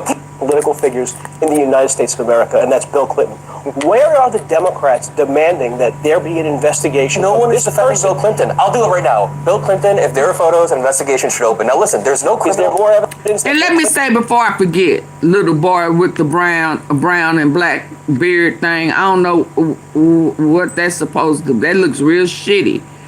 You may want to go ahead and put some black dye hair color for men on that. That brown and black is not cute. Okay. You do know that old Dumpty Trump, dirty diaper, he defending Bill Clinton now. Now he know that Putin, somebody done leaked half of them pictures with him on his knees, praising that pickle, that big deal. Yeah, pickle. Yeah. Yeah, now he's saying I don't want to see no pictures of Bill. I hate the pictures allowed. Oh, now you hate the pictures out. Because before those pictures came out recently, the picture had already leaked of him on his knees in front of Bill Clinton finna suck the lining, suck the skin off of that pickle. Huh? That picture came out before the pictures of the pajama party. The matching pimp attire came out. You understand? Little boy who don't know brown from black. I ran out of hair color for men and you couldn't get this part up here. Did you run out of hair dye? Yeah, you got a whole bunch of black hair, baby, but you missed it here. I hope you didn't pay for this. Shit, you need your money back. At least half of it. Oh, you got some gray over here. Oh, they fucked you up on purpose. Oh, okay. But anyway, yeah, you do know that Trump is defending Bill Clinton now. Yeah, Bill Clinton is probably the people in the party, the pro-Israel, where he had to go through back in the day. Yeah, to even get an approval. You know, since they say they placed these people in position. Yeah. So he had to suck the lining. And he had to swallow. Bill said, you will not leave no DNA evidence where somebody can find it. They're going to have to cut your ass open. Oh, is that why he's shitting? Oh, okay. Okay. Bill, fuck this stomach up. Did something wrong with Donald Trump. The problem with Donald Trump is listen, the problem with, let me finish. People are so outraged. I wasn't stop talking. People are so outraged. You're so outraged. Come on, baby. Come on, baby boy. The problem with Donald Trump is his repeated abuse of power dynamics. Throughout Donald Trump's entire life, he has abused power dynamics. Wasn't screwing underage girls like Bill Clinton. He walked into dressing rooms. Oh, yes, he do. He got a baby. Have you seen the Howard Stern Clinton where he walked into dressing rooms? He says he grabs women because you can just keep talking over me. Those are the enemy. You fat and you dumb. You don't know that there's a whole lawsuit back in the day, right before 96 or 90, yeah, with Trump and Epstein together, 13, Katie Johnson. So don't act like it ain't already out there. Stop that. You fat and you dumb. Let's do this one at a time. Adam, go ahead. I'm sorry, I was trying to make a broader point that there's no criminal activity that has been proven with Trump, but his entire life has been spent abusing power dynamics. I don't even know if he knows what power dynamics are. He bragged about walking into the beauty pageant dressing rooms, and 15-year-old girls then corroborated that and said he would walk into the dressing rooms. Abusive power dynamics. He said he grabbed women. Come on, young boy. You heard that clip, right? You've heard that clip. Abusive power dynamics. Abusive power dynamics. Now that he's in office, he's using these same power dynamics to cover up the files, delay the releases, redact the releases. I don't care about Bill Clinton. Joe, go ahead and respond. Do we all agree that Bill Clinton probably molested women? I'm not letting. No, wait. Actually, do we all agree? There are more photos of Epstein and Trump than Epstein and Clinton molested children. Hold on a second, Joe. No, we do not know that Bill Clinton. He's not in a picture with you, Fred. Joe, we do not know that Bill Clinton is doing what you are. Is there more evidence that Bill Clinton acted appropriately that Donald Trump? Where was Jufre trafficked out of? Where was Jufre trafficked out of? She was trafficked out of Mar-a-Lago. I think both of you, I get it, right? Out of Mar-a-Lago. There's a lot of politics involved.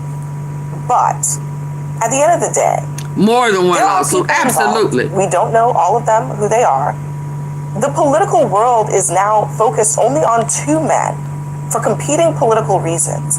And the people left in the rubble of that are women who were actually trafficked. This doesn't make any sense. One of them, the women have said consistently that they were not touched by Donald Trump. But your entire focus on just these two individuals completely obscures the bigger picture. I'm not. I just know that there's a photo of that guy. All I will say, I don't know the other people. Hold on a second. All I will say about Bill do your research, fat boy. I take him at his word that they want every document released. They don't think they have anything to hide. I would like to see Bill Clinton, the one you got his pickling all up in your mouth. And did you ask Trump how did Bill pickle taste? Huh? Did you ask him How did Bill Clinton Bubba's pickle taste? Since you got your mouth all on Bill. Bill said release them all. Right now. And make sure you release the picture with you sucking on my beep. Now all of a sudden, fat boy, Donald Trump he said, I don't want no pictures released of Bill Clinton. I mean, Bill was, I like Bill. I mean, Bill, I named the Bill out the Bill. I named it a big deal because Big Bill was big down there. Yeah. Everything big on Bill. Yeah. So now I say leave Bill alone. All of a sudden, now he don't want nothing to come out about Bill. Cause Putin let one of them pictures go. The motherfucker was leaked. Yeah.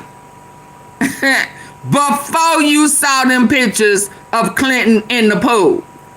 Yeah. Yeah. He being blackmailed and your damn ass still stuck on stupid. But Clinton say, release it. Trump, this game you want to play, nigga? Yeah, release it. Big Willie. Yeah. He said, now once you get this zipper down and that bad baby pop out on you, don't be trying to run. You gonna take this pickle.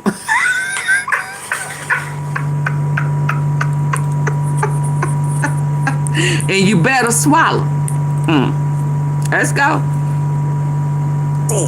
President Trump and his administration say and act similarly. Yeah, you because swallow. I think that would be refreshing for the political system. Let's all sides of it. Just say put it all out. Let's talk about one of the areas. I take him at his word that they want every document released. They don't think they have anything to hide. I would like to see President Trump and his administration say and act similarly. Because I think that would be refreshing for the political system. Let's all sides of it. Just say put it all out. Let's talk about one of the areas where things have really gone wrong with this situation. I bet you, Monty, it wasn't either. With this Epstein Transparency Act that directs the DOJ to do something that have no historical precedent to my knowledge, right? And I practiced law for a couple of years too, as you know. Why did it take this long? How many presidential administrations? How many reviews of these investigations? Why does it take this kind of an extraordinary act that is re-victimizing these poor women once again? What's been going on for the past 15 years? That's what we should be asking. That is the question. That is the question. One of the few important, indisputable things that we've learned from this is that victims were coming forward to the FBI as early as 1996. Yeah. There's a lesson there. Forget about your politics. Right there. Let's pause. Let's forget about your politics. 1996, he said they have been coming.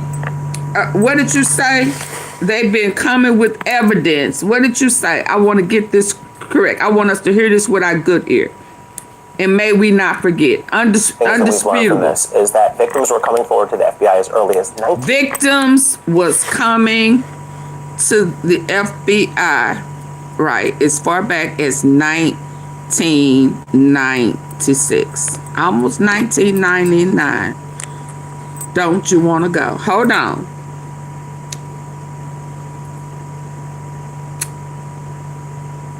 Let's do a little fact check.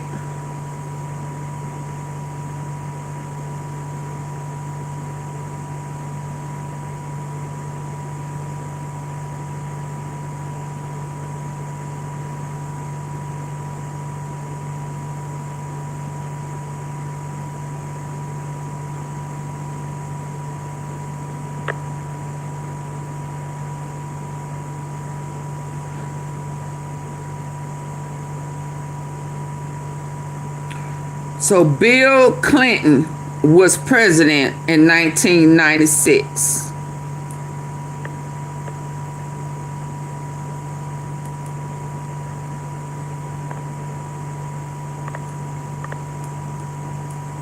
Following Bill Clinton,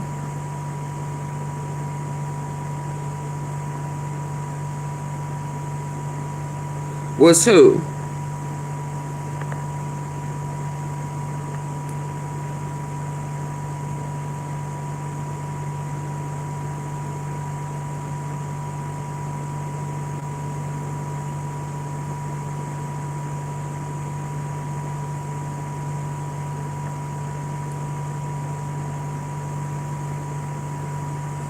Hold on. Them Bushes, huh? So this from 1996. So for 96. So for Yeah, people to be saying, "What about Biden? What about this?" They have been complaining since Clinton was in office.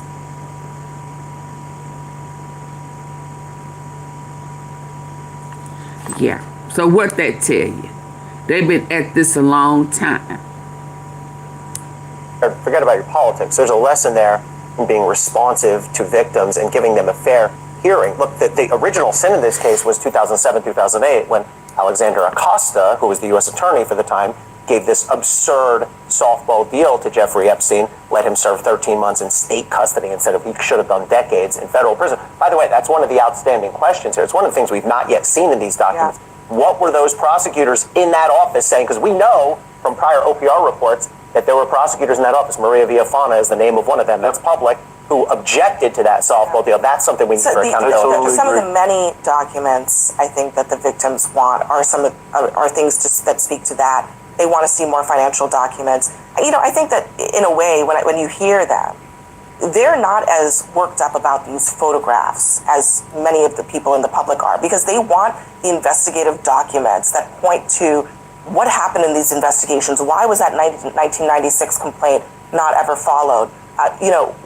What does it say on the flight manifests and the ledgers, the financial ledgers? Important information that's not out yet. Should have been out last Friday, but here we are.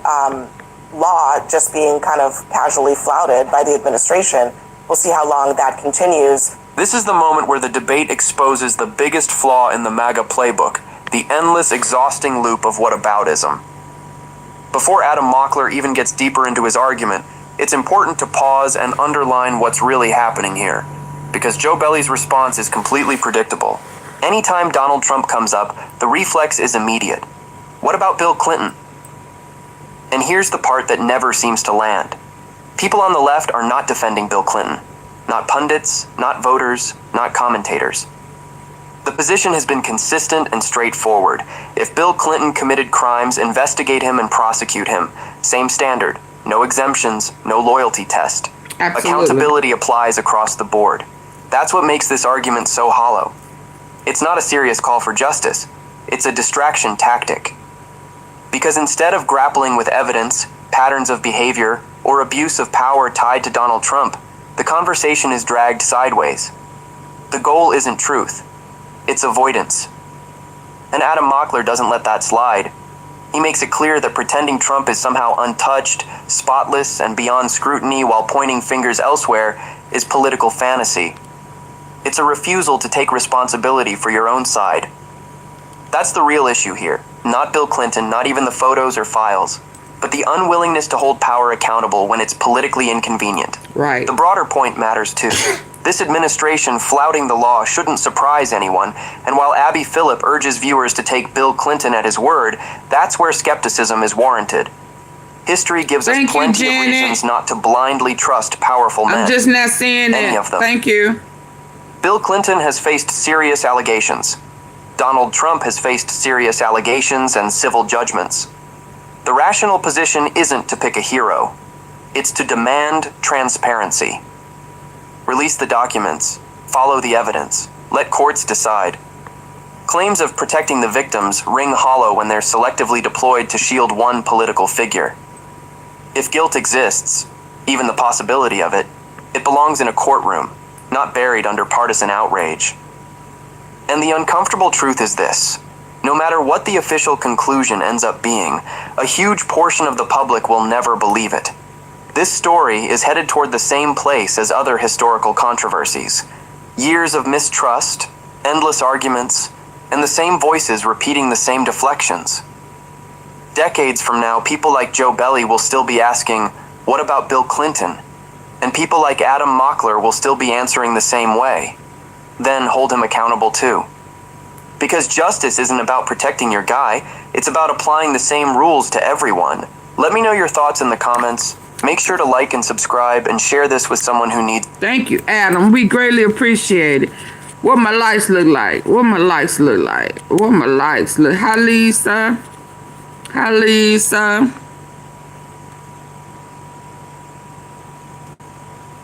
Ooh, a cheap trick. Oh, cheap trick. Thanks for entertaining me with some real stuff. Yeah, we got to keep it real. Things are changing, and we don't want to be caught off guard. You know, no, it's a no for me. We got to be prepared as much as possible. What else I got right quick? I got my guys. I'm trying. Oh, yeah. This clown here. And these people kill me. I'm going to have to end on this one, y'all. Probably. My likes ain't where they need to be. We're using these Baskin leather products. Baskin leather? This is what that used to. We are anonymous. No. Y'all know I like these people too. Yeah. We are anonymous. We are anonymous. Yeah. Get the lights up. See, they killing me. I don't care who you are. Convict. Absolutely. I don't care nothing about none of that. Y'all don't care about victimizing kids and males and females. I mean, people thinking this is just a female and a kid thing. Some boys and men have been violated. You know, Trump has settled with parents for boys. We know of at least 3 to 4 of them. Don't get it twisted. He like boy booty too. He like boy pickles too. Yeah. He likes bills and deals. We saw that glove for butts and sucks. Yeah, we're not gonna play dumb. My glasses are off. Our own, whichever way you can see better. But Donald Trump and his whole family forgot that they are immigrants. How dare you forget? How dare you forget? That's just like you talking about law and order. How dare you forget you're a criminal? How dare you forget that you're a predator? Why you calling Epstein disgustable? And you his best friend. And y'all doing this shit together. You introduced his sick fetish to trafficking. He acknowledged that he was sick. But he said you are way more disgusting than him.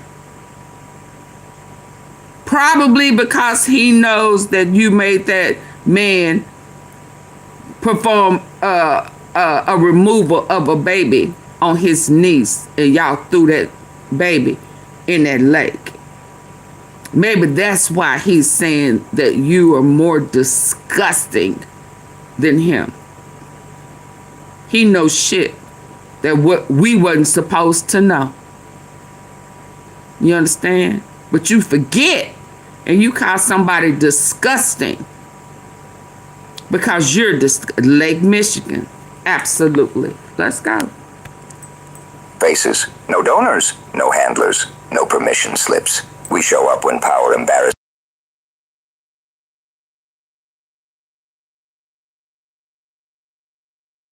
Loud that it accidentally tells the truth about itself. Oh, well, hold on. Let me back up a little bit. Hit the like button. Last name starts talking so fast and so loud. When privilege forgets, it is privilege. And when a famous last name starts talking so fast and so loud, self in public, when privilege forgets, it is privilege. Yeah, and when forgot. a famous last name starts talking so fast and so loud that it accidentally tells the truth about itself. This weekend was called Stupid Saturday for a reason, because the story centers on Donald Trump Jr., the guy who seems to speed up when he gets excited on camera, the guy who talks like he is trying to outrun his own point. The tone is almost like a running joke, like a scene out of a movie. And the reference is made bluntly. Remember Forrest Gump, the line about stupid is as stupid does? That is the lens the original narration uses, because Don Jr. keeps doing the same thing again and again. He gets hyped, he says something reckless, and then he somehow does not realize he is describing himself. The clearest example is the nepotism spiral. Don Jr. goes on Hannity on Fox News, and he starts taking shots at Hunter Biden. Donald Trump Jr. quoting Hunter Biden, acknowledging that things came his way because of his father. Your response? God bless Trump Jr. Just bless his little heart. It's just indescribably stupid. Basically repeating the familiar attack line, that Hunter got opportunities because of his father. The original narration emphasizes the absurdity of it by repeating his name like a punchline. Donald Trump Jr., the person whose entire public identity is built on being Donald Trump's son, is criticizing someone else for benefiting from their father. The response in the original clip is a straight reality check. You're the father, and your son's entire career is dependent on that. They own you, Sean. That's what it is. Then Paul Begala shows up in the original material and reacts to the same cell phone happening yet again, calling it That's what it is. Then Paul Begala shows up and father, and your son's entire career is dependent on that. They own you, Sean. That's what it is.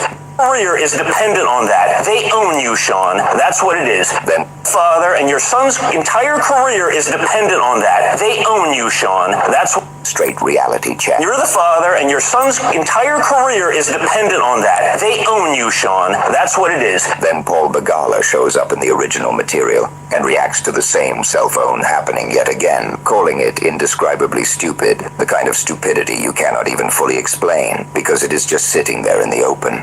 That is not a side joke. That is the core of the analysis, because it explains the bigger pattern. Don Jr. speaks with the confidence of someone protected by a name. He can throw accusations, make grand claims, posture as an authority, and he does not have to worry about the consequences the way normal people do. The original narration keeps circling back to how he never seems to grasp how elitist and insulated he is because he can go on these rants as if he is the tough guy in charge, when in reality he is operating inside a very padded bubble. You can hear that bubble in the way he talks after debates and media hits. The original content includes a clip where Don Jr. is on Fox News after the debate, and he is extremely pumped about his dad's performance. He launches into a familiar script about Russian disinformation. The media runs right away. It's Russian. You can hear that bubble in the way he talks after debates and media hits. The original content includes a clip where Don Jr. is on Fox News after the debate, and he is extremely pumped about his dad's performance. He launches into a familiar script about Russian disinformation. The media runs right away. It's Russian disinformation. There's literally zero evidence of that it's Russian disinformation.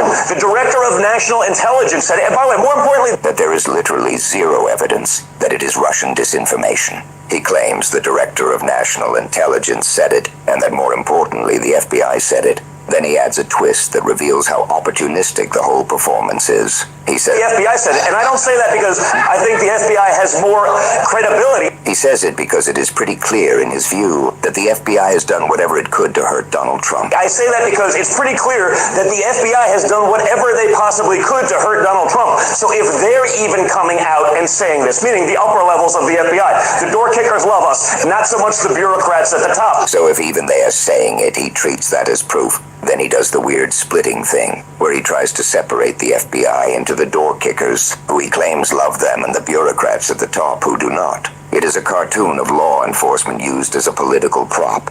It is not about truth. It is about narrative control and picking which part of an institution he wants to praise today, and which part he wants to attack tomorrow. And then the elitism becomes performance art. It is not about truth. It is about narrative control and picking which part of an institution he wants to praise today and which part he wants to attack tomorrow. And then the elitism becomes performance art. There is a rant in the original content where he mocks the idea that Trump said something nice about Putin, Kim, Xi. Can't believe Trump said something nice about Putin, Kim, Xi, anyone. He must love them. Kim. Them. And then he claims critics say Trump must love them or be folding. Don Jr. then shouts that if it were him in charge... If it was me in charge, I'd tell them to go screw themselves. Really pumped. This is some nerd in his mom's basement who's never dealt with anything, never actually had any power, never understood those people because he's never been in the same room as them. He would tell them to go screw themselves. That is the voice of someone who has never had to sit at a real table with real consequences. He is role-playing power because he has never had to carry the weight of it. The original content calls out how he frames opponents as basement nerds who have never dealt with anything, never had any power, never understood those people because they have never been in the same room as them.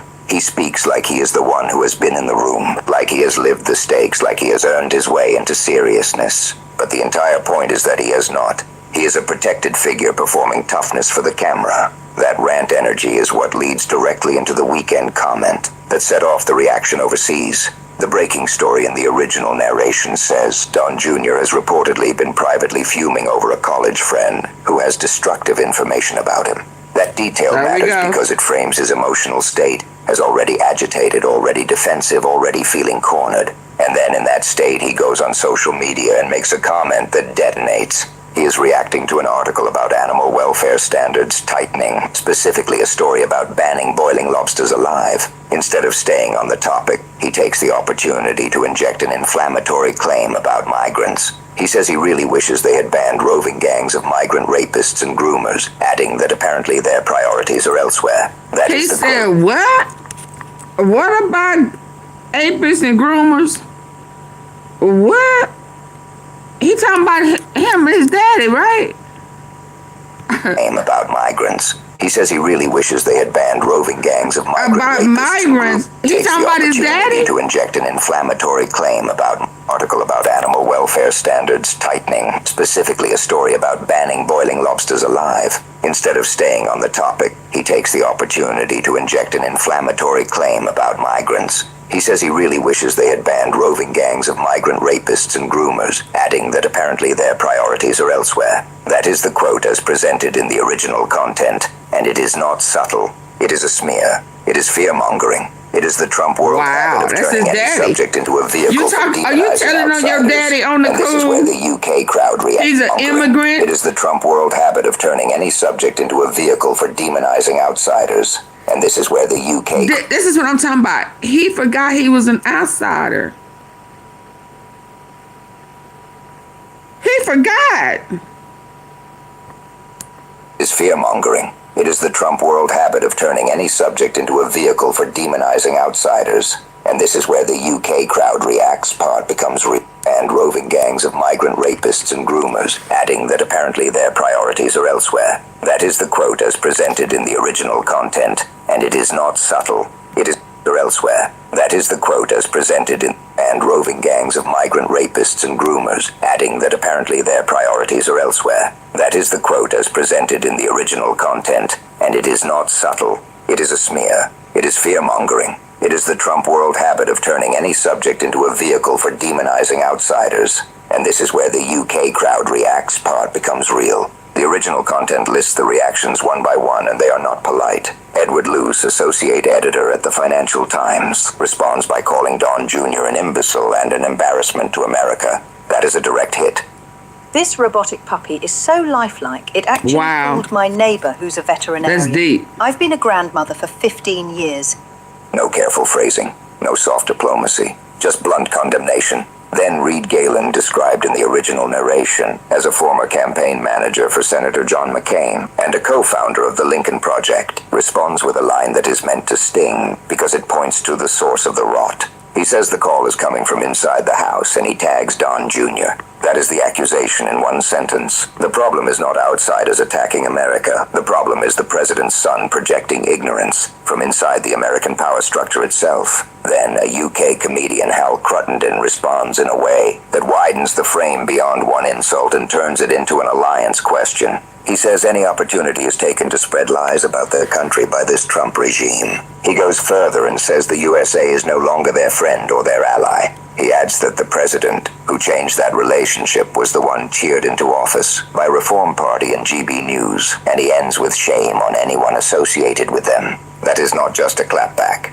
That is a statement about deteriorating trust and public disgust, and it lands precisely because it is coming from outside the American bubble, where the Trump brand is not treated as normal. Then Stephen Methvin adds another layer by flipping the moral lecture back onto Don Jr. He says instead of fake lecturing the UK, this US Nepo baby in chief should worry about his own country, describing American streets in major cities, the smell of untreated suffering, and people lying on the street dying because they cannot afford basic health care. Whether someone agrees with every part of that statement or not, it is the same theme. Stop posturing abroad when your own country is in crisis, and stop doing it from a position of inherited privilege. This is why the embarrassment is bigger than Don Jr.'s comment. The original narration connects it back to Trump's constant claim that America was not respected and that he would restore respect. But respect is not something you declare. Respect is what people give you when you speak and act like adults. When the president's son uses a UK animal welfare story as an excuse to smear migrants with extreme accusations, the result is not respect.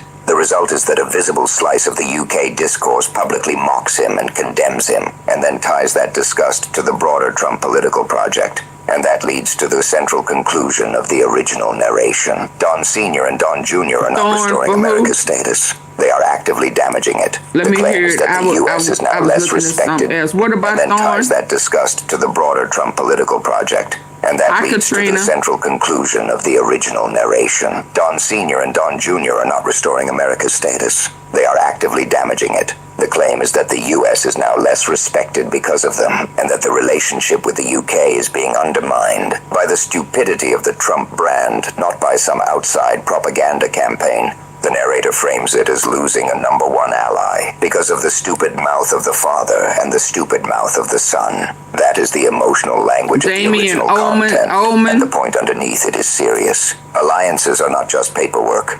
Alliances are also public trust. When public figures keep insulting, lying, and scapegoating, the public on the other side notices. So what is the deeper analysis? Don Jr.'s outburst is not random. It is the natural output of a system that keeps rewarding provocation over discipline, a system that confuses access with ability, a system that gives a family member a platform and treats him like a statesman when he's really just a privileged amplifier of whatever outrage gets attention today. The nepotism hypocrisy matters because it reveals how hollow the moral framing is. When Don Jr. attacks someone for benefiting from their father, he is not defending ethics. He is using ethics language as a weapon. That is why it backfires so hard, because the public can see the inheritance in his name before he even finishes his sentence. And the UK reaction matters because it shows what happens when the Trump bubble meets an audience that does not feel obligated to play along. Outside the bubble, Don Jr.'s posturing is not read as strong. It is read as embarrassing. It is read as ignorant. It is read as a warning sign about what kind of politics the Trump family represents. The call is coming from inside the House, and people outside America are saying it out loud. We are anonymous, and the point is not to be entertained by stupidity. The point is to recognize how quickly inherited power can poison public discourse, and how easily a protected heir can punch down at migrants and call it priorities, while other countries look on and decide they cannot take America's. I remember the movie Damien Omen. I think it was a 1 and 2. I don't know what the significance of the Thornton is, auntie. However, my AI brings it up as an organization up to no good. Well, but the Omen, he was he had that mark. He was a child of the devil.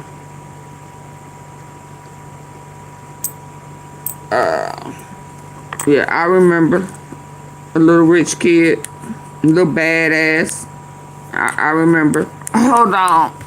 Yeah, I'm finna have to get ready to go, but over here, I showed y'all where somebody said that he was spotted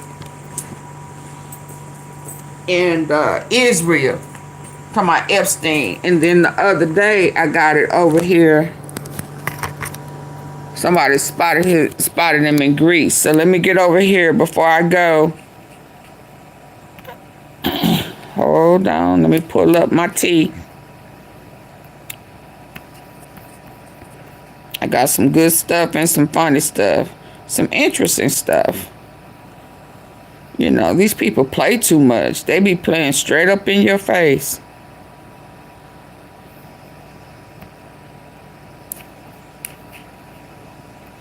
In his town in Greece. Hold on. A person said they saw Jeffrey Epstein in his town in Greece. This is what the post said.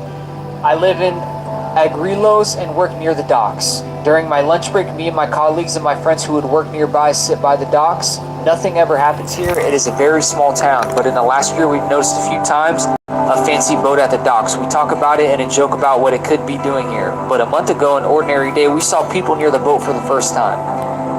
It was a black man and two women wearing tuxedos. This piqued our interest because it was very strange. So me and my friend wanted to talk to them. But when we started walking towards that area of the dock, we saw him, Jeffrey Epstein, the man we saw so often on the news.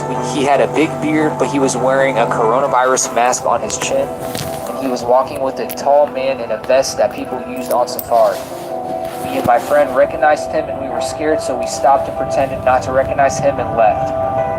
I've been talking about this a lot with my family and friends over the last month, and after seeing pictures of him, I 100% believed it was him. My uncle enjoys fishing and said he once saw this boat heading toward the island of Stamfani. This is the connection that'll blow your mind right here, guys. Yeah, I hear that. Today, it is reported that 2 days ago, Epstein had a fake Austrian passport under the name Marius Fortellini that claimed he lived in Saudi Arabia. So that passport was good to enter through Greece. Town in Greece. Sorry. This is what the post said. I live in Agrilos and work near the docks. During my lunch break, me and my colleagues and my friends who would work nearby sit by the docks. Nothing ever happens here. It is a very small town, but in the last year we've noticed a few times a fancy boat at the docks. We talk about it and joke about what it could be doing here. But a month ago, an ordinary day, we saw people near the boat for the first time. It was a black man and two yeah, I don't know if this piqued our interest because it was very strange. They would have to catch a picture without them knowing it. But when we started walking towards that area of the dock, we saw him, Jeffrey Epstein, the man we saw so often on the news. He had a big beard, but he was wearing a coronavirus mask on his chin. And he was walking with a tall man in a vest that people used on safari. Me and my friend recognized him and we were scared, so we stopped and pretended not to recognize him and left. Yeah, they got scared. I've been talking about this a lot with my family and friends over the last month, and after seeing pictures of him, I 100% believed. Got scared.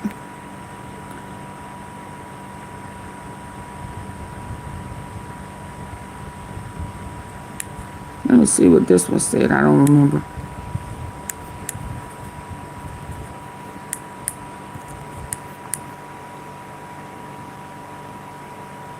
Oh yeah, they hiding this from us. Let's go.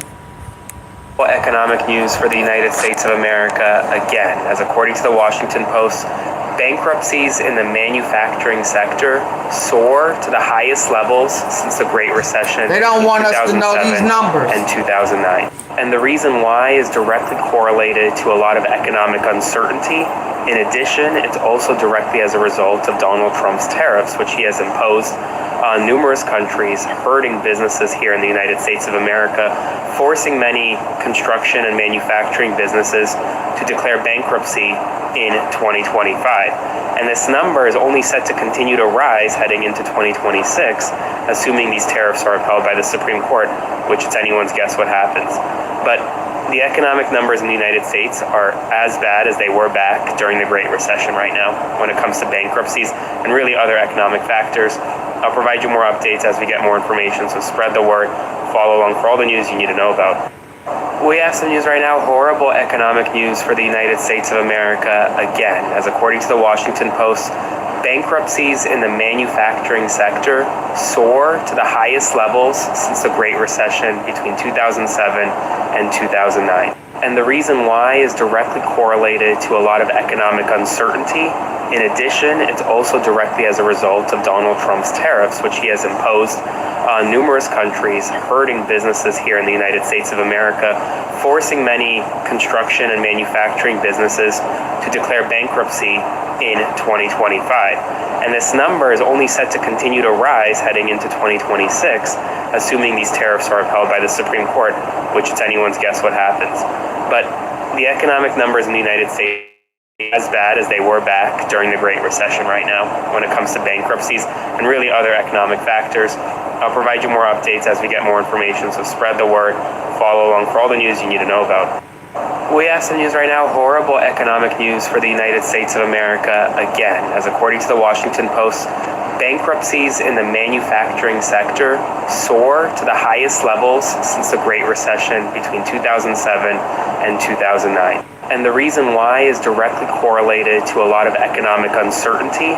In addition, it's also directly as a result of Donald Trump's tariffs, which he has imposed on numerous countries, hurting businesses here in the United States of America, forcing many construction and manufacturing businesses to declare bankruptcy in 2025. And this number is only set to continue to rise heading into 2026, assuming these tariffs are upheld by the Supreme Court, which it's anyone's guess what happens. But the economic numbers in the United States are as bad as they were back during the Great Recession right now when it comes to bankruptcies and really other economic factors. I'll provide you more updates as we get more information, so spread the word, follow along for all the news you need to know about. We have some news right now, horrible economic news for the United States of America again, as according to the Washington Post, bankruptcies in the manufacturing sector soar to the highest levels since the Great Recession. That means he failed. That means he's failed.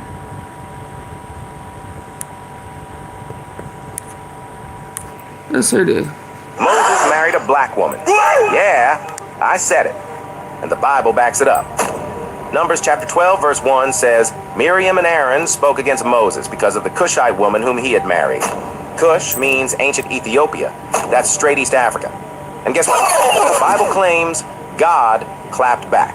Numbers 12, verses 7 through 8 says, With Moses I speak face to face. Why then were you not afraid to speak against my servant?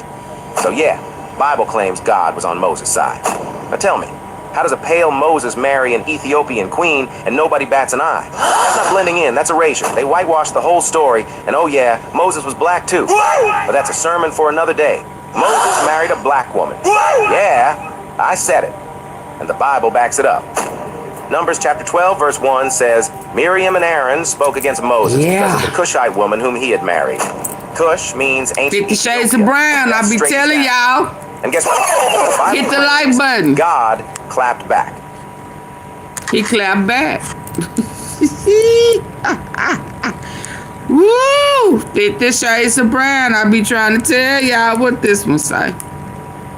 My father is a Freemason. As me, as a kid, I was about 11, 12 years old. At the time when these images were taken, I was going to school every day. I had, on the surface, a normal life.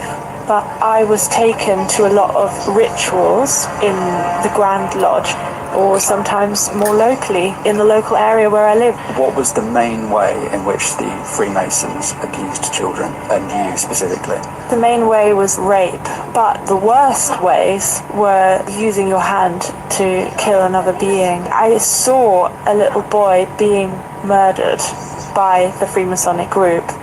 And in this particular ritual, which is in the Grand Lodge, there were many little boys. I saw how there was rape in different rooms of the Freemasonic building, where the little boys and me were taken into rooms and raped by these men. And this boy, he was lying on the altar, and then they made each little boy in turn come up and stab him with a knife in the heart to kill him.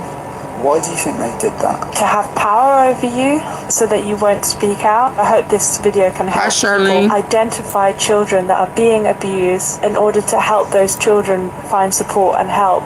It's especially important to see the ways in which children play. By playing, they often show what's happening to them, actually. Children who've faced extreme violence, they are masters at hiding what's been done to them because their life depends on it. It's like the head off, but still hanging on.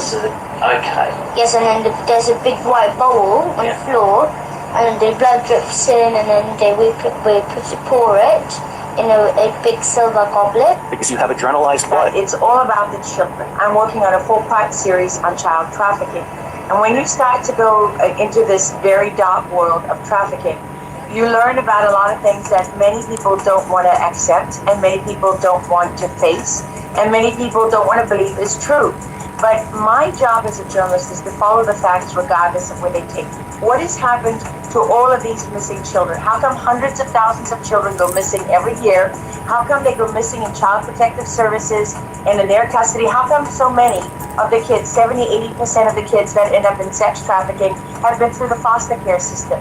This is not okay. These children are not just kidnapped and in some cases bred by families as a cash crop. What kinds Absolutely. of things? Rituals in which babies would be sacrificed. There were people who bred babies in their family. Breathe. My father is Breathe. a Freemason. Okay, as a kid, I was about 11, 12 years old. So it's kind of puzzling how people love claiming to be a part of the Masons, but Masons are behind a lot of the sacrificing, the organized crime, the satanic cult.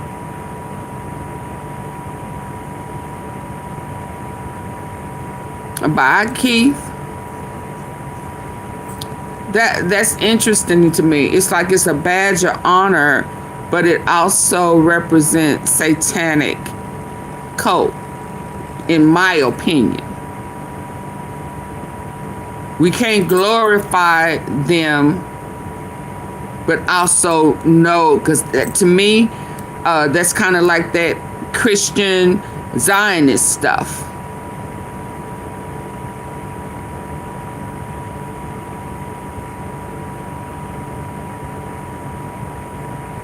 Yeah, so it's like, you know, everybody's saying they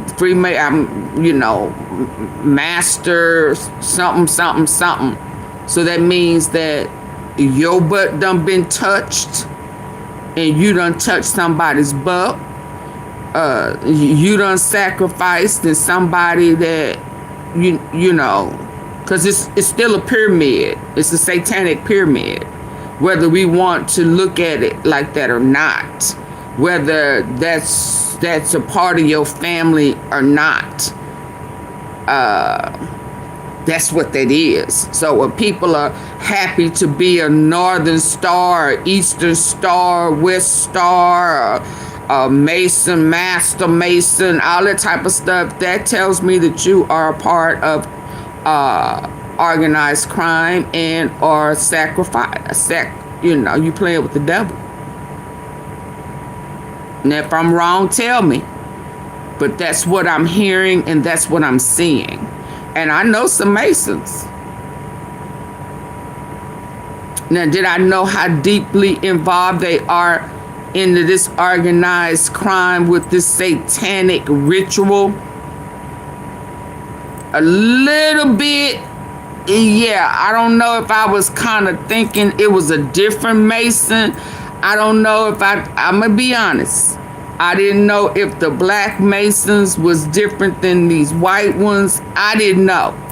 I didn't know if they believed in the same thing. I know some are Boule, but they're still Masons. Some was just accepted and some were not. But I'm telling you, I'm having to accept the fact that they are a part of this organized crime, and they have been okay with these sacrificing and child molestation. So when I think about hearing Trump in his deposition talking about it's been going on for millions of years, raping and taking advantage of slavery, all that type of stuff, and it's a Mason thing. That's not good to me. That means that part of history where some of the black people sold our black people. because they was a part of this same organized crime. Same thing, ain't it?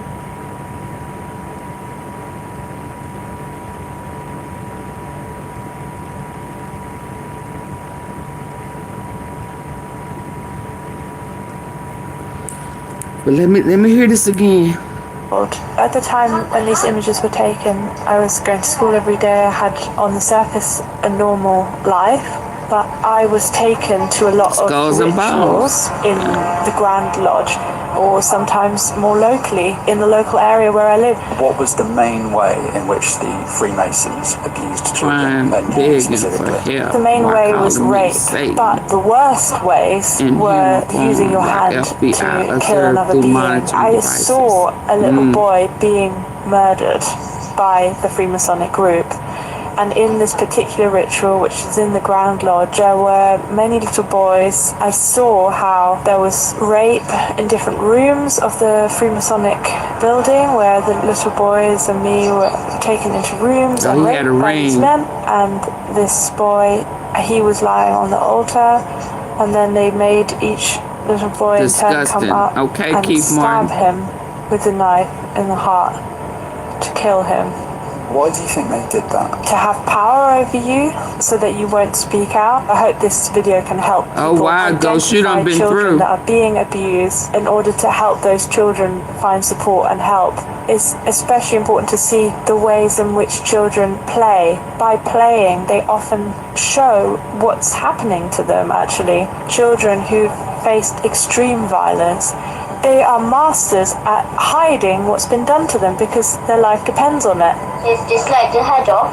Hey, Jerry. Okay. Yes, and then there's a big white bowl. They got up out of here when I started talking. Oh, wow. And then we pour it in a big silver goblet. Because you have adrenalized blood. Oh, they talking about drinking other blood. I'm working on a full-part series on child trafficking. I started talking about the Masons. They got their asses up out of here, didn't they? That's why he doesn't want to retire. And so that tattoo is tattooed on LeBron's chest. You know the former NBA player Dwayne Wade? Correct. Oh, he's messed up. Yeah, messed up. His son, Zion, is now called Zaya. Okay, this is how these black folk do, not just black people, but people within the system, to go to the next level. Yeah, they don't want to hear the truth. They don't want me talking about it. This goes back thousands of years during the time of the pharaohs. If a man wanted to have access to Pharaoh, he had to sleep with the male magician. If a woman wanted to have access to Pharaoh, she had to sleep with the female magician. If a parent wanted their child to see Pharaoh, that child had to sleep with a male or female magician. Nothing has changed. In the rap industry, to go at a certain level financially, you have to be what we call butt broken. Humiliation. Humiliation. And to your powerful listeners, this goes back into you, Ghost. Right? The transatlantic slave trade. Slaves who could not be controlled were sent to the Caribbean. And they were tied down, mostly men, chest first, and molested by a male slave master in front of the other family members and in front of the other slaves. Nothing has changed. So when you look at Sean Combs, he was an FBI informant until he was arrested. He was an FBI informant going back to the 1990s. That's why he doesn't want to retire. And so that tattoo is tattooed on LeBron's chest. You know the former NBA player Dwayne Wade? Correct. Oh, he's messed up. Yeah, messed up. His son, Zion, is now called Zaya. Okay, this is how these black folk do, not just black people, but people within the system. To go to the next level, you have to sacrifice something. This goes back thousands of years during the time of the pharaohs. If a man wanted to have access to Pharaoh, he had to sleep with the male magician. If a woman wanted to have access to Pharaoh, she had to sleep with the female magician. If a parent wanted their child to see Pharaoh, that child had to sleep with a male or female magician. Nothing has changed. In the rap industry, to go at a certain level financially, you have to be what we call butt broken. Humiliation.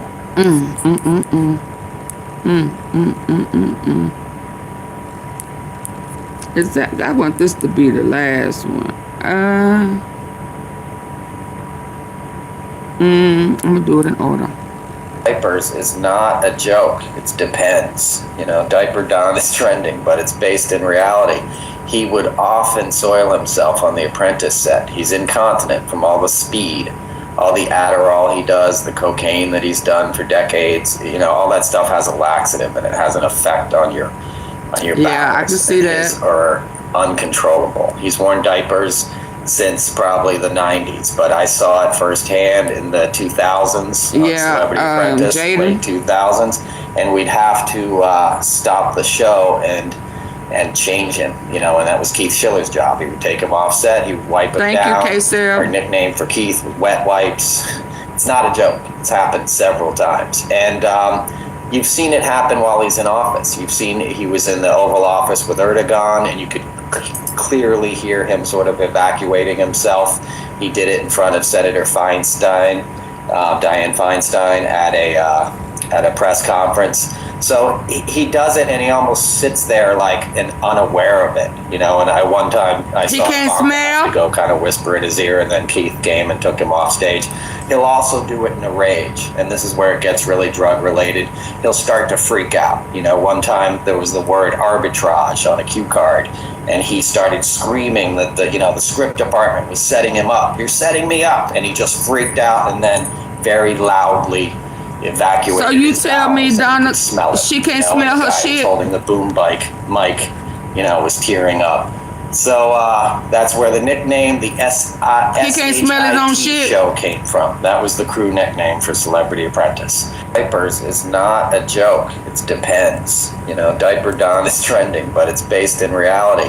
He would often soil himself on The Apprentice set. He's incontinent from all the speed, all the Adderall he does, the cocaine that he's done for decades. You know, all that stuff has a laxative, and it has an effect on your bowels, and his are uncontrollable. He's worn diapers since probably the 90s, but I saw it firsthand in the 2000s on Celebrity Apprentice in late 2000s, and we have to stop the show and change him, you know, and that was Keith Schiller's job. He would take him off set, he would wipe him down. Our nickname for Keith was Wet Wipes. It's not a joke. It's happened several times. And you've seen it happen while he's in office. You've seen he was in the Oval Office with Erdogan, and you could clearly hear him sort of evacuating himself.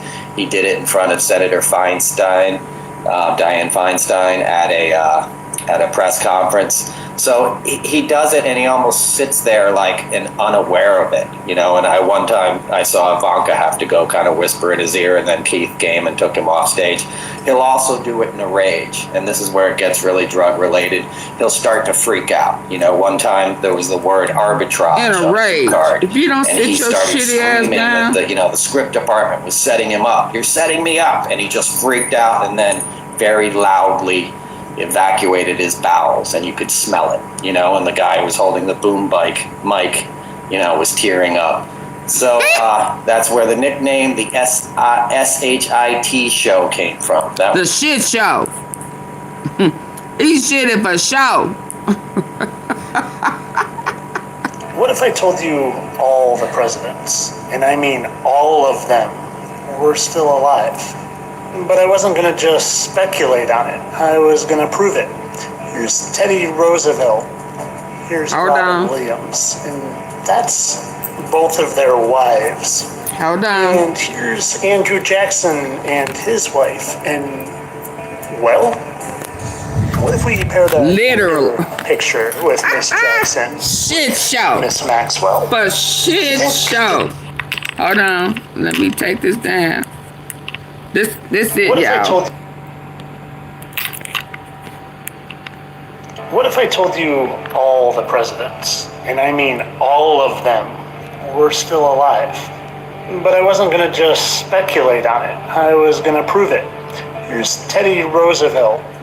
Here's Robin Williams. And that's both of their wives. And here's Andrew Jackson and his wife. Thank you. Well, what if we paired a younger picture with Miss Jackson with Miss Maxwell. Do you think that they might just fit pretty well down to the lips, the nose, and eye placement? And what if this goes back to our very first president and his wife, Martha? Funny how he looks a little more feminine. Yeah, we all been lied to about a lot. And a subscriber, Samantha, pointed out the resemblance of Glenn Close and George Washington. Funny, Glenn, especially spelled like Glenn Close, Glenn. It's a funny name for a girl. You want to see something even funnier? Here's Glenn Close's husband, and well, do you recognize him? How about now? That's Martha Washington. Glenn Close's husband, Martha Washington. And I'm going to stop after this one for a second. Here's the 25th president, William McKinley, and I couldn't help but notice how identical he looked to Dumb and Dumber star Jeff Daniels. Oh, and the first time I ever happened to see this, they started talking about Dumb and Dumber randomly on the TV in the very first second. You know what's even funnier than that is how he's got a little mark right there. Good old President McKinley, and oh, look at that. So does Jeff Daniels. I did a 10-minute video on this that I'm testing out for the subscribers of mine. Because if anything's going to get censored and shut down and give me account bans and strikes for educational purposes only. We got to know the truth. We got to learn. What that whole video is about. It's how they're not human. Here's Alec Baldwin and President Fillmore. And I say they're not human, and they tell us what they are. They stars. Just like the Book of Enoch says, fallen angels are referred to as stars. Go watch the 10-minute video. I'll release it eventually, but I need to test the waters because it's a doozy.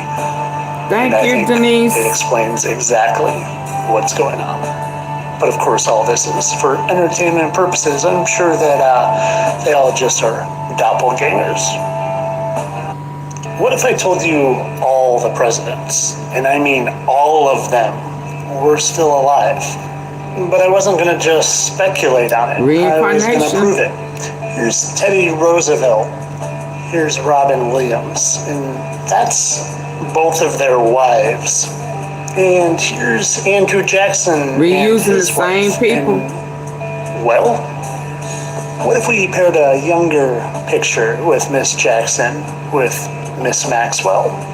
Do you think that they might just fit pretty well down to the lips, the nose, and eye placement? And what if this goes back to our very first president and his wife, Martha?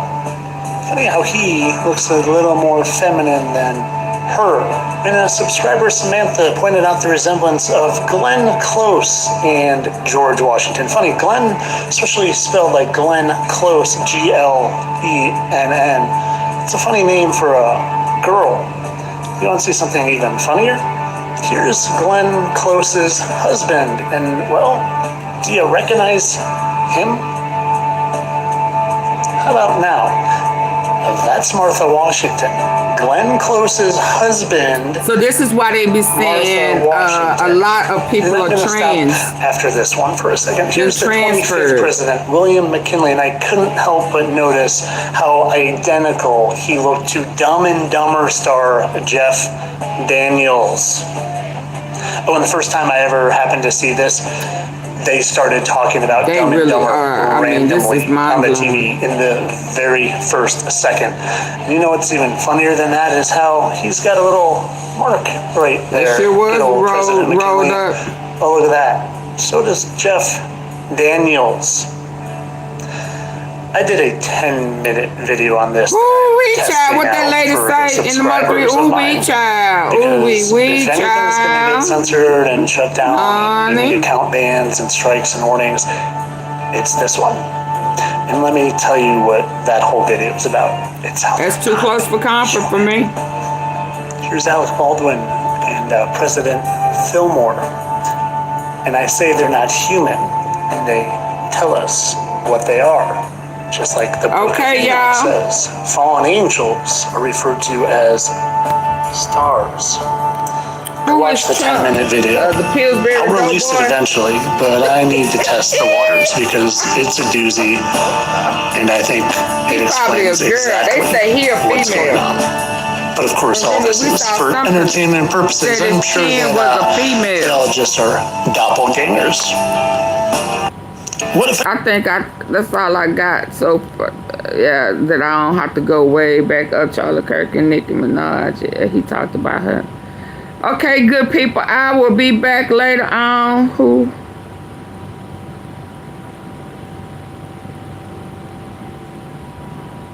on. Ready for this? A new document has been released from the Trump Epstein files in which Jeffrey Epstein's brother Mark told the FBI that he has reason to believe that his brother was murdered because he was about to name names and that his murder was ordered by Donald Trump. Here's what he told the FBI. Quote, Jeffrey Epstein was murdered in his jail cell. I have reason to believe he was killed because he was about to name names. I believe President Trump authorized his murder. This was submitted to the FBI. This was released as part of the required production from the Department of Justice. My question is, why hasn't the media interviewed Mark Epstein? Why hasn't he at least been given an opportunity to tell the American people why he believes Donald Trump ordered the murder of his brother? I mean, he told the FBI, I have reason to believe he was killed because he was about to name names. I believe President Trump authorized his murder. Why haven't we been allowed to hear this man explain why he believes what he believes? Why hasn't the media?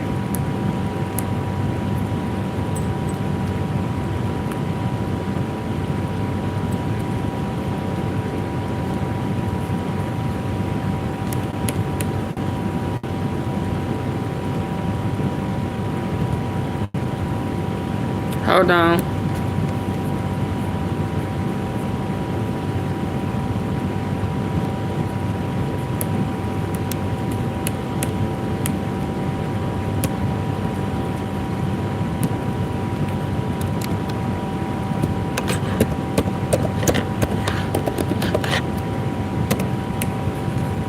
Now, Denise, don't have me remove you. That's something that should have been put on a super chat or a super sticker. But yeah, I'm gonna have to pay closer attention to that type of stuff.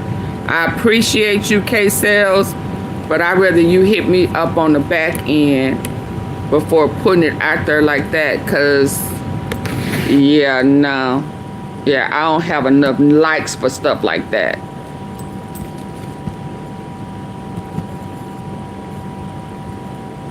Hold on. Trump meets.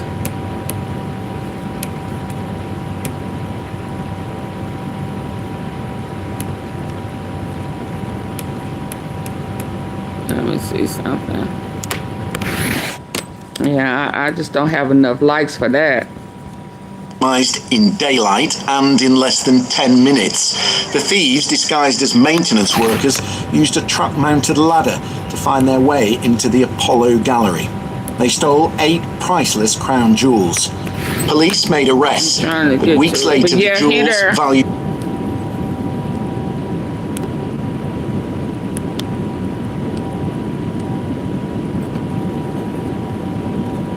Yeah, I'm not paying for no subscription, if that's what they want. But it says Trump meets Netanyahu in Florida to focus turns to Middle East issues. But even with that, I mean, whoever have warrants out for his arrest, they need to get their ass over there and arrest him. I don't know if Florida have one, but they don't really have a deal. They making other deals. Last time Netanyahu said that there was no peace deal. He ain't trying to do no peace. Trump is just trying to get a Nobel Peace Prize. And he done played both of them behind the scenes. Remember, Putin was mad at him because Ukraine, he was making deals with Ukraine with the Black Hawk helicopters to shoot that to return fire in Russia. So Trump is negotiating. He playing both sides. Now he gonna uck around and something gonna hit his ass while he playing with Netanyahu. And he was mad at Netanyahu because he had made deals with Qatar. Yeah, about the West Bank. We cannot forget the facts.